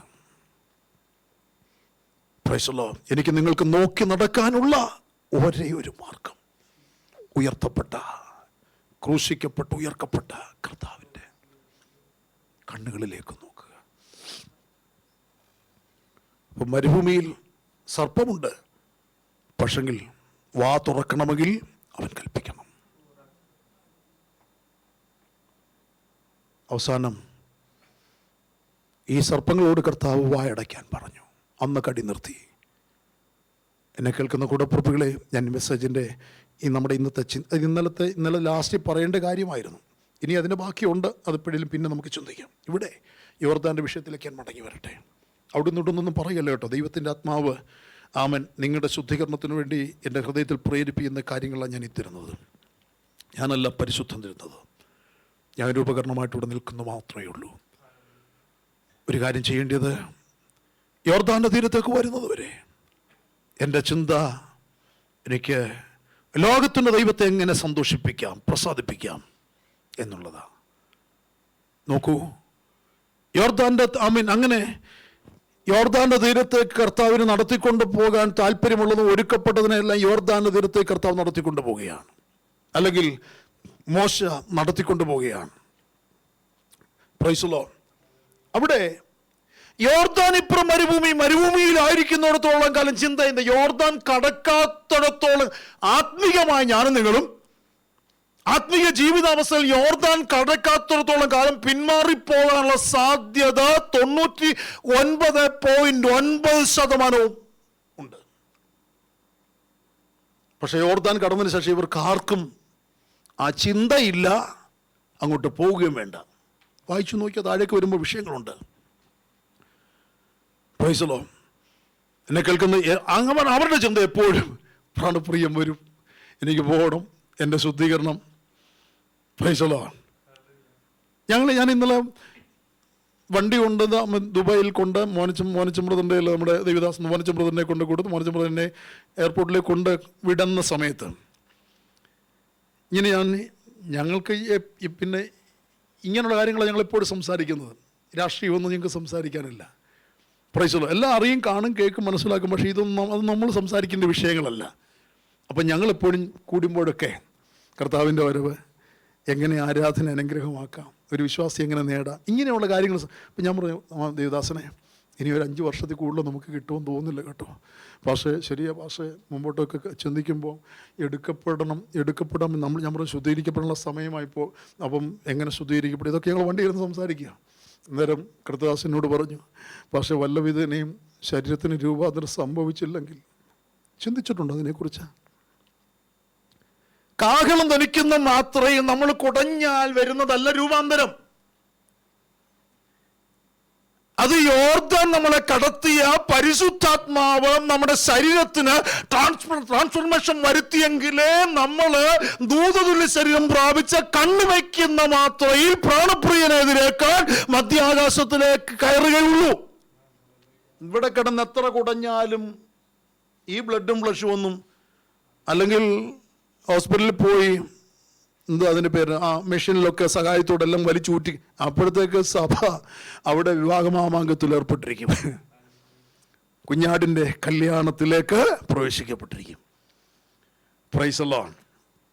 കൈവിടപ്പെട്ടു പോയാൽ, എടുക്കപ്പെട്ടില്ലെങ്കിൽ പിന്നെ ഉടനെ ഇവിടെ വെളിപ്പെടാൻ പോകുന്നത് എല്ലാം പ്രിപ്പയർഡ് ആണെന്ന്, ഇവിടെ എല്ലാം റെഡിയാണ്. ആൻറ്റിക്രിസ്റ്റിൻ്റെ മുദ്ര ഇവിടെ റെഡിയാണ്. നമ്മുടെ ഓരോരുത്തരും ഫോണിൽ ഇപ്പം തന്നെ അതുണ്ട്, നിങ്ങളുടെ മെയിൽ ഐ ഡിയിലുണ്ട്, നിങ്ങളുടെ വാട്സപ്പിലും ഫേസ്ബുക്കിലും എല്ലാം അതുണ്ട്. 666 മൃഗത്തിൻ്റെ മുദ്ര ഇപ്പോഴേ നമ്മൾ പക്ഷേ ഔദ്യോഗികമായിട്ട് ആയിട്ടില്ലെന്നേ ഉള്ളൂ. ഔദ്യോഗികമായിട്ട് നമ്മൾ അംഗീകരിച്ചിട്ടില്ലെന്നേ ഉള്ളൂ.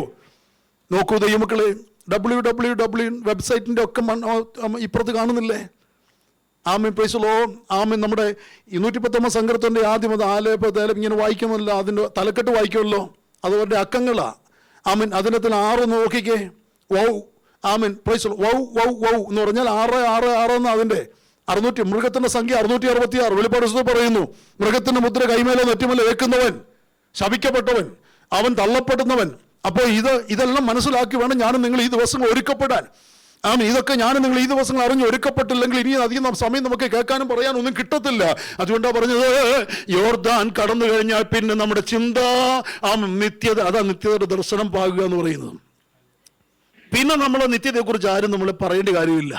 എനിക്ക് പോകണം, ഞാൻ ആ ചെയ്തത് ശരിയാണോ, ഞാൻ ആ പറഞ്ഞത് ശരിയാണോ, ഞാൻ ആ കേട്ടത് ശരിയല്ലല്ലോ, ഉടനെ ശരിയല്ലെന്ന് പരിശുദ്ധാത്മാ ബോധിപ്പിച്ചാൽ ഉടനെ കരച്ചില, വിഷമമാ, ഉടനെ ഓടിച്ച നിലമ്പാട് വീണ്, കർത്താവേ പറ്റിപ്പോയപ്പോൾ ക്ഷമിക്കണമേ,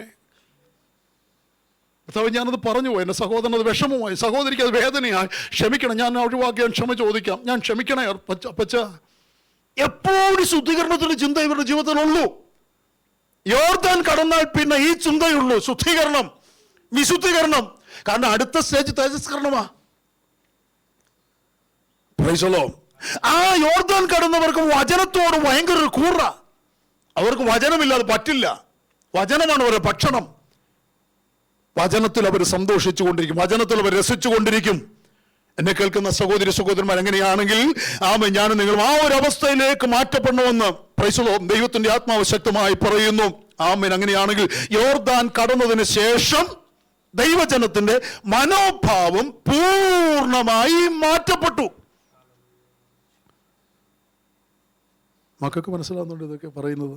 അതോ വിരസത തോന്നുന്നുണ്ടോ നിങ്ങൾക്ക്? ഞാൻ നിർത്താൻ പോവാ. മനസ്സിലാക്കാൻ പറ്റുന്നുണ്ടോ? വർഷങ്ങൾ പറഞ്ഞ് മനസ്സിലാകുന്നുണ്ടോ? Price the Lord.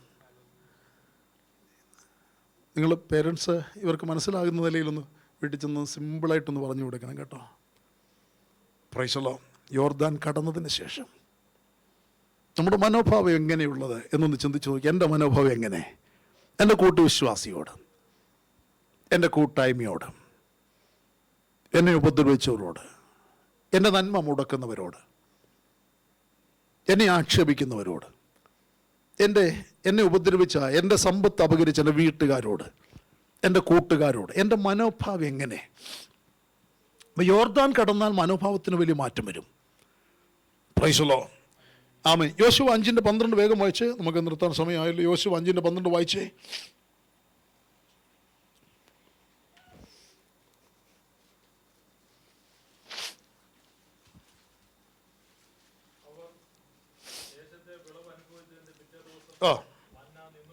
നോക്കൂ, യോർദാൻ കടന്നതിന് ശേഷം ഭക്ഷണത്തിന് മാറ്റം വന്നു.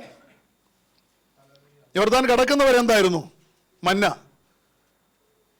പ്രൈസ് ദി ലോർഡ്, കാട, ഇതൊക്കെ യോർദാൻ കടക്കുന്നവർ ഇതൊക്കെയായിരുന്നു ഭക്ഷണം. മന്ന എല്ലാ ദിവസവും മുടങ്ങാതെ കിട്ടും. ഈ മുടങ്ങാതെ കിട്ടിക്കൊണ്ടിരിക്കുമ്പോഴും അത് ദൈവത്തിൻ്റെ ഒരു പദ്ധതിയാണ്. ദൈവമക്കളെ, അത് എനിക്ക് നിങ്ങൾക്കും നല്ല, ഇവിടുത്തെ ജാതികൾക്കും മുടങ്ങാതെ കിട്ടുന്നുണ്ട്. ശമ്പളം ഇവിടെ നമ്മുടെ കൂടെ ജോലി ചെയ്യുന്ന ക്രൈസ്തവനും കിട്ടുന്നില്ലേ? മുടങ്ങാതെ കിട്ടുന്നില്ലേ? പിന്നെ മുടക്കമൊക്കെയുള്ള നമുക്കേ ഉള്ളൂ അല്ലേ? Price the Lord. അത് ദൈവത്തിൻ്റെ സൃഷ്ടിതാവിൻ്റെ പദ്ധതിയാണ്. കരയുന്ന കാക്കക്കുഞ്ഞിനും അതതിൻ്റെ കാക്കക്കുഞ്ഞിന് എന്തുകൊണ്ട്? അതതിൻ്റെ ആഹാരം. Price the Lord. ഈ കാക്കക്കുഞ്ഞിൻ്റെ ആഹാരം എന്ന് പറയുമ്പോൾ എന്താ കാക്കക്കുഞ്ഞിൻ്റെ ആഹാരം? ഞാനത് ഒരു അമ്മത്തൊന്ന് മനസ്സിലാക്കിയത് ഇങ്ങനെയാണ്. തള്ളക്കാക്ക അത് ബൈബിൾ അങ്ങനെ അത് വരാൻ കാര്യം, കാക്കക്കുഞ്ഞിൻ്റെ ആഹാരം മഞ്ഞിൻ തുള്ളികളാണ്, നീഹാരമാണ് മഞ്ഞിൻ തുള്ളി. കാരണം ഇതിൻ്റെ ഈ മാംസം കട്ടിപിടിച്ചാണ് ഇതിന് ചുണ്ട് എല്ലല്ല, കട്ടിയായ അതിൻ്റെ കട്ടിപിടിച്ച ഒരു മാംസ കഷ്ണമാണ് അതിന് ചുണ്ടെന്ന് പറയുന്നത്. ക്രമേണ അത് കട്ടിയായി നമ്മുടെ ഈ നഖമെല്ലാണോ ഇതുപോലെ എന്ന് പറഞ്ഞാൽ ഇത് ജനിച്ച വിരിഞ്ഞു വരുന്ന സമയത്ത് ഈ കാക്കക്കുഞ്ഞിൻ്റെ ഉള്ളിലേക്ക് തള്ളക്കാക്ക് എന്തോ കൊണ്ട് കൊടുത്താലും ഈ മാംസകഷ്ണം മുറിയും ഭാവിയിൽ അതിൻ്റെ ജീവിത അവതാളത്തിൽ. അതുകൊണ്ട് തള്ളക്കാക്ക ജനിക്കുന്ന സമയത്ത് ഈ കാക്കക്കുഞ്ഞുങ്ങൾക്ക് ഒന്നും കൊടുക്കില്ല. പിന്നെ പ്രഭാതങ്ങൾ ഇത് മുകളിലോട്ട് നോക്കി കരയുമ്പോൾ വല്ല ഇലയെന്ന് വീഴുന്ന മഞ്ഞുതുള്ളികളൊക്കെ, ആ മഞ്ഞുതുള്ളി മതി അതിന് ജീവിക്കാൻ എന്നാണ് പറയുന്നത്. Praise the Lord. മാൻപേടകളെ പ്രസവിക്കുമാറാക്കുന്ന ഒരു വചനം നമ്മൾ വായിച്ചിട്ടില്ലേ? കറക്റ്റാ. ഏറ്റവും കൂടുതൽ പ്രസവവേദന നമ്മുടെ അമ്മമാർക്ക് സഹോദരിമാർക്കല്ല, നമ്മുടെ ഭാര്യമാർക്കല്ല. സൃഷ്ടിയിൽ ഏറ്റവും കൂടുതൽ പ്രസവവേദന അനുഭവിക്കുന്ന മാൻപേടയാണ്. അതിൻ്റെ പ്രസവ സമയത്ത് ആന പ്രസവിക്കുന്ന സമയത്ത് അടുത്ത ആനകളൊക്കെ വന്ന് സഹായിക്കുന്നത് കണ്ടിട്ടില്ലേ? വീഡിയോ ഒക്കെ കണ്ടിട്ടില്ലേ? പക്ഷെങ്കിൽ മാൻപേട പ്രസവിക്കുന്ന സമയത്ത് അതിൻ്റെ കൂടെ ആരും എടുക്കത്തില്ല. പക്ഷേ ആ സമയത്ത് തമ്പുരാൻ ഒരു ശബ്ദം പുറപ്പെടുവിക്കും. ആ സമയത്ത് അതിന് സുഖപ്രസവം നടക്കും. അതിൻ്റെ പ്രസവത്തെ വരെ ശ്രദ്ധിക്കുന്നവനാണ് സൃഷ്ടിതാവായ നമ്മുടെ പിതാവായ ദൈവം. Price the Lord. അപ്പോൾ കാക്കക്കുഞ്ഞിൻ്റെ ആഹാരം എന്ന് പറയുമ്പോൾ അതിനുള്ള ആഹാരം അത് വളർന്നു വരാൻ വേണ്ടി കൊടുക്കുന്ന കർത്താവാണ് നമ്മുടെ ദൈവം. അതുകൊണ്ട് നോക്കൂ ദൈവമക്കളെ, ഈ വെളിപ്പാട് പ്രാപിച്ചവൻ്റെ ഭക്ഷണത്തിന് പോലും മാറ്റം വന്നെന്ന്.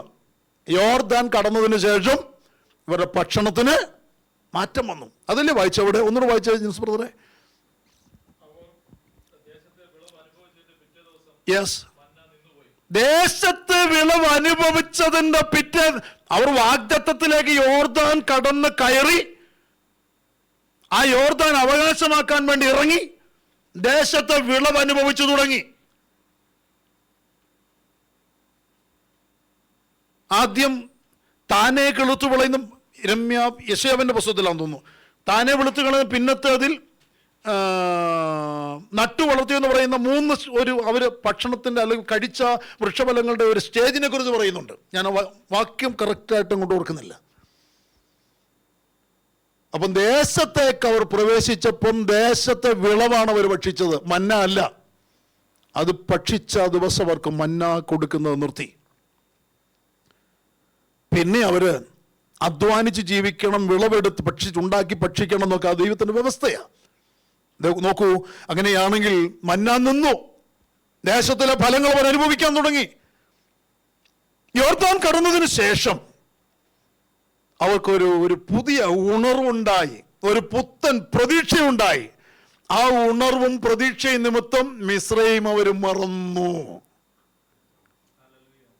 ഇനിയും ജാതീയ ചിന്ത എനിക്ക് വേണ്ട, ഇനി എനിക്ക് ജാതീയ ആഭരണങ്ങൾ വേണ്ട, ഇനി എനിക്ക് ജാതീയ വസ്ത്രങ്ങൾ വേണ്ട, ഇനി എനിക്ക് ജാതീയ ഭക്ഷണം വേണ്ട, വിഗ്രഹാർപ്പിതം വേണ്ട.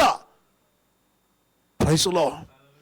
ഒരു വിശുദ്ധന്റെ ജീവിത രീതി, ഒരു വിശുദ്ധന്റെ ഫൈനാൻഷ്യൽ എന്ന് പറഞ്ഞ സാമ്പത്തിക ഇടപാടിന് പോലും പുതിയ നിയമത്തിൽ നിയമങ്ങളുണ്ട്. നമ്മുടെ ക്രയവിക്രയങ്ങൾക്ക് പോലും നിയമങ്ങളുണ്ട്. നമ്മുടെ ജീവിത രീതിക്ക്, ഭാര്യ ഭർത്താവ് ബന്ധം, മക്കളെ, എല്ലാത്തിനും നിയമമുണ്ട് ദൈവമക്കളെ.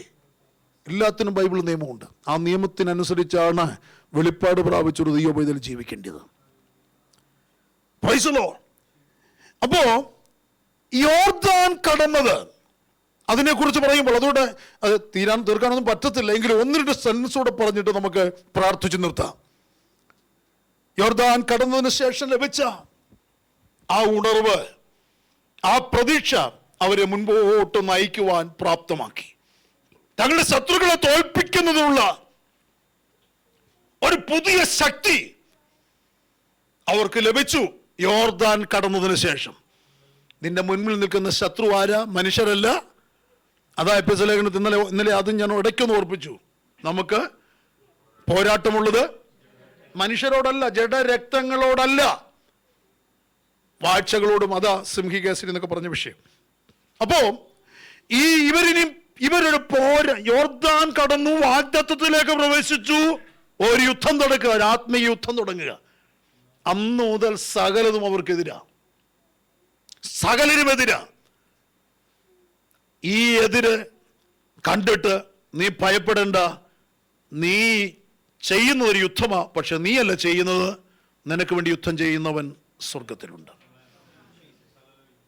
അങ്ങനെയാണ് ഇവിടെ നമ്മൾ വിടുതൽ പ്രാപിക്കുന്നത്, വിജയം പ്രാപിക്കുന്നത്. ഞാൻ സമയം പോയതുകൊണ്ട് നിർത്തുകയായിരുന്നു. Price the Lord. സഹോദരി സഹോദരന്മാരെ, നിങ്ങൾ നിങ്ങളുടെ ഹൃദയങ്ങളോട് തന്നെ ചോദിച്ചു, ഞാൻ യോർദാൻ കടന്നോ? എനിക്ക് ഇതിനോടകം യോർദാൻ കടക്കാൻ കഴിഞ്ഞിട്ടുണ്ടോ? അല്ലെ ഞാൻ യോർദാൻ കടക്കണ്ടേ? കർത്താവേ, അതിന് എൻ്റെ ഹൃദയത്തിലൊരു ആഗ്രഹം. അതിനുവേണ്ടി എനിക്കൊന്ന് എഴുന്നേൽക്കാൻ എന്നെ സഹായിക്കണമെന്ന് ഇന്ന് രാത്രി എത്ര പേര് പ്രാർത്ഥിക്കും. യോർദാൻ എന്ന് പറയും മരണ യോർദാനാ കേട്ടോ. Price the Lord. രക്തം ചെയ്യും. നീ കടക്കേണ്ട ഒരു യോർദാൻ, നിന്റെ ജീവിതത്തിൽ ഒരു യോർദാൻ കടക്കണം. നിന്റെ മുൻപിൽ കുലംകുത്തി ഒഴുകുന്ന ഒരു മരണ യോർദാൻ, വെല്ലുവിളി. നിന്നെ കടത്തുകയില്ല, മുൻപോട്ട് നയിക്കുകയില്ല, നടത്തുകയില്ല, നിന്നെ അങ്ങ് എത്തിക്കുകയില്ല, വാഗ്ദത്തത്തിലേക്ക് പ്രവേശിപ്പിക്കുകയില്ല, നിന്നെ തകർത്തു കളയും, നിന്നെ മുക്കിക്കളയും, നിന്നെ ഒടുക്കിക്കളയും എന്ന് വാദിക്കുന്ന ഏതെങ്കിലും ഒരു വെല്ലുവിളി, ഏതെങ്കിലും ഒരു ഭയം, ഒരു നിരാശ, ഒരു പ്രതീക്ഷയെ കെടുത്തിക്കളയുന്നൊരു അവകാശം നിന്നെ ഭയപ്പെടുത്തുന്നുണ്ടെങ്കിൽ, ചിന്തിപ്പിക്കുന്നുണ്ടെങ്കിൽ, ആകുലപ്പെടുത്തുന്നുണ്ടെങ്കിൽ, ആശങ്കപ്പെടുത്തുന്നുണ്ടെങ്കിൽ, ഇന്ന് രാത്രി സ്വർഗം പറയുന്നു, കുഞ്ഞെ, ഞാൻ നിനക്ക് വേണ്ടി യുദ്ധം ചെയ്യും. യോർദാൻ കടക്കാൻ താല്പര്യപ്പെട്ടാൽ മാത്രം മതി. യോർദാൻ കടത്തുന്നത് ഞാനാ. നിനക്ക് മുന്നമേ ഞാൻ എൻ്റെ പുരോഹിതന്മാരെ നിർത്തിയിട്ടുണ്ട്. അവരവരുടെ ഉള്ളങ്കാൽ വെള്ളത്തിൽ ചവിട്ടും, അവരുടെ തോളത്ത് പെട്ടകമുണ്ട്. നിനക്ക് വേണ്ടി ഇടിവ് നിൽക്കുന്ന പുരോഹിതന്മാർ ആ പ്രതികൂല മരണ യോർദാന്റെ നടുവിൽ പെട്ടകം തോളിലേന്തി ആ യോർദാന്റെ നടുവിൽ ഉറച്ചു നിൽക്കും. നീ അക്കരെ കയറുന്നത് വരെ ആ പുരോഹിതന്മാർക്ക് വിശ്രമമില്ല. അവർക്ക് അവരുടെ കൂടാരത്തിൽ പോകാൻ കഴിയില്ല. അവർ നിനക്ക് വേണ്ടി ഇടിവ് നിൽക്കും. മരണ യോർദാൻ നിന്നെ മുക്കുകയില്ല. നിന്റെ ലക്ഷ്യം എന്താണ്? ആത്മീയ ജീവിതത്തിൽ ഒരു പടിയൂടെ മുന്നേറണമോ? കർത്താവിന് വേണ്ടി പ്രയോജനപ്പെടണമോ? കർത്താവിന് വേണ്ടി എരിഞ്ഞടങ്ങണമോ? നീ ആഗ്രഹിക്കുന്നെങ്കിൽ നിന്റെ ആഗ്രഹത്തെ മാനിക്കുന്നവൻ ക്രൂശിലേക്ക് നോക്കിക്കാട്ടെ.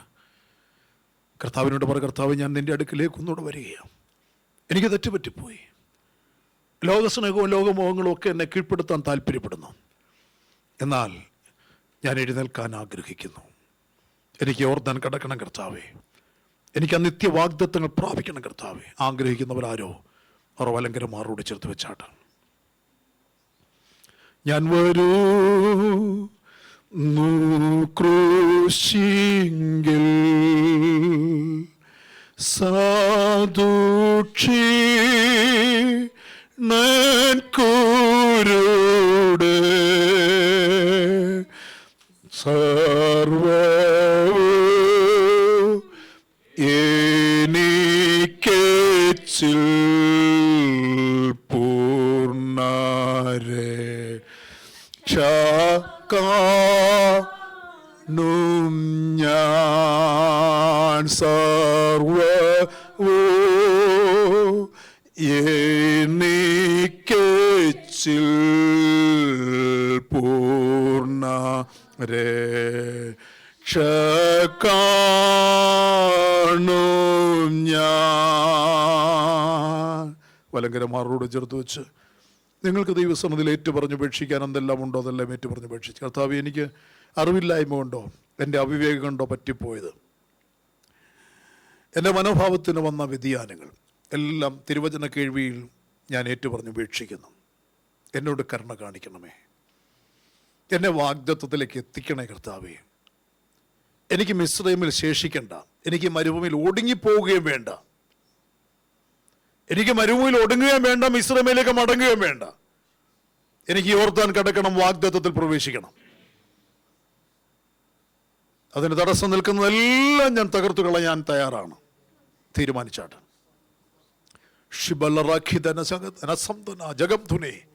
രക്തം ചെയ്യും. പരിശുദ്ധനായ ഞങ്ങളുടെ സ്വർഗീയ പിതാവേ, തലമുണക്കിയ വചനമേറ്റെടുത്ത സമർപ്പിക്കുന്ന ഞങ്ങളുടെ മക്കളെ തൃക്കരങ്ങളിലേക്ക് സമർപ്പിച്ചു തരുന്നു. കർത്താവേ, സഭ അങ്ങയുടേതാണ്, സഭ അങ്ങയുടെ ഭവനമാണ്. തിരുവചനത്തിൽ ഞങ്ങൾ വിശ്വസിക്കുന്നു. ഈ ഭവനത്തിൽ പ്രവേശിക്കപ്പെട്ടിരിക്കുന്ന മക്കൾ ഭവനത്തിൻ്റെ നന്മ, അപ്പന്റെ സന്തോഷം അനുഭവിക്കാൻ. അതുകൊണ്ട് ഞാൻ പിന്നെയും നിങ്ങളോട് പറയുന്നു, കർത്താവിൽ സന്തോഷിപ്പീൻ, സന്തോഷിപ്പീൻ. പൗലോസ് അപ്പോസ്തലൻ കൂടി ദൈവാത്മാവ് ഞങ്ങൾക്ക് നൽകി തന്ന ആഹ്വാനം ഞങ്ങൾ സ്വീകരിക്കുന്നു. ആ കൽപ്പന ഞങ്ങൾ അനുസരിക്കുന്നു. ഞങ്ങൾ സന്തോഷിക്കാൻ താല്പര്യപ്പെടുന്നപ്പോൾ ഞങ്ങളുടെ മുൻപിലുള്ള യുദ്ധം ഞങ്ങൾ പരാജയപ്പെടുകയില്ല. ആ യുദ്ധം ഞങ്ങൾ ജയിക്കും. ഞങ്ങളുടെ അവകാശം ഞങ്ങൾ പ്രാപിക്കും. കർത്താവേ, അതിനുവേണ്ടി ആഗ്രഹിക്കുന്ന സമർപ്പിക്കുന്ന മക്കളെ യേശുവിൻ്റെ നാമത്തിൻ്റെ അധികാരം ചൊല്ലി പ്രാർത്ഥിക്കുന്നു. ജനത്തിൻ്റെ മേൽ വരിഞ്ഞു പുറക്കുന്ന ചില അന്ധകാരത്തിന്റെ വ്യാപാര ശക്തികൾ, അവരെ തകർത്തുകളയുമെന്ന് വെല്ലുവിളിക്കുന്ന ചില മിസ്രൈമിന്റെ അവകാശവാദങ്ങൾ, പാരമ്പര്യവാദങ്ങൾ യേശുവിന്റെ നാമത്തിൽ ഇപ്പോൾ ഞാൻ ശാസിക്കുന്നു. യേശുവിന്റെ നാമത്തിൽ അഴിഞ്ഞു മാറ്. ജനം വിടുവിക്കപ്പെടട്ടെ, ജനം അനുഗ്രഹിക്കപ്പെടട്ടെ. കർത്താവേ, ദേശത്ത് നിന്റെ മക്കൾ ഉണർത്തപ്പെടട്ടെ, ഉയർത്തപ്പെടട്ടെ. ഞങ്ങൾ നിമിത്തം അപ്പന്റെ ഭവനത്തിൽ ആർപ്പും സന്തോഷം ഉണ്ടാകട്ടെ. കർത്താവ് ഇത് ചെയ്യുന്നതിനായി സ്തോത്രം. പിതാവിന്റെയും പുത്രന്റെയും പരിശുദ്ധ നാമത്തിൽ ഞങ്ങളുടെ മക്കളെ അനുഗ്രഹിച്ച് പ്രാർത്ഥിക്കുന്നു. ജനം അനുഗ്രഹിക്കപ്പെടട്ടെ. മഹത്വം അങ്ങയ്ക്ക്. സകലത ഞങ്ങൾക്ക് വേണ്ടി ജീവൻ തന്ന യേശു ക്രിസ്തുവിന്റെ ധന്യമായ നാമത്തിൽ താഴ്മയോടെ അപേക്ഷിക്കുന്ന പച്ച ദയതോന്നി കേൾക്കുമാറാകണമേ. ആമേൻ. നമ്മുടെ പ്രാർത്ഥന കേട്ട കർത്താവിന് കരമുയർത്തുന്ന നന്ദിയോടെ സ്തോത്രം ചെയ്താട്ട്, ശക്തിയോടെ ഒരു പ്രാവശ്യം കൂടെ. പിതാവായ ദൈവത്തിന്റെ അനുഗ്രഹം, പുത്രനായ ക്രിസ്തുവിന്റെ സ്നേഹവും സമാധാനവും ആശീർവദിക്കുന്ന പരിശുദ്ധാത്മാവിന്റെ സഹവാസവും കൂട്ടായ്മയും നാം ഓർത്ത് പ്രാർത്ഥിച്ച് സകല വിഷയങ്ങളുടെ മേലും നാം എല്ലാവരോടുകൂടെ ഇന്നു മുതൽ കർത്താവായ യേശു ക്രിസ്തുവിന്റെ രണ്ടാമത്തെ വരവിന്റെ രഹസ്യം ഒരുവരെയും ഉണ്ടായിരിക്കുമാറാകട്ടെ. ആമേൻ. Praise the Lord.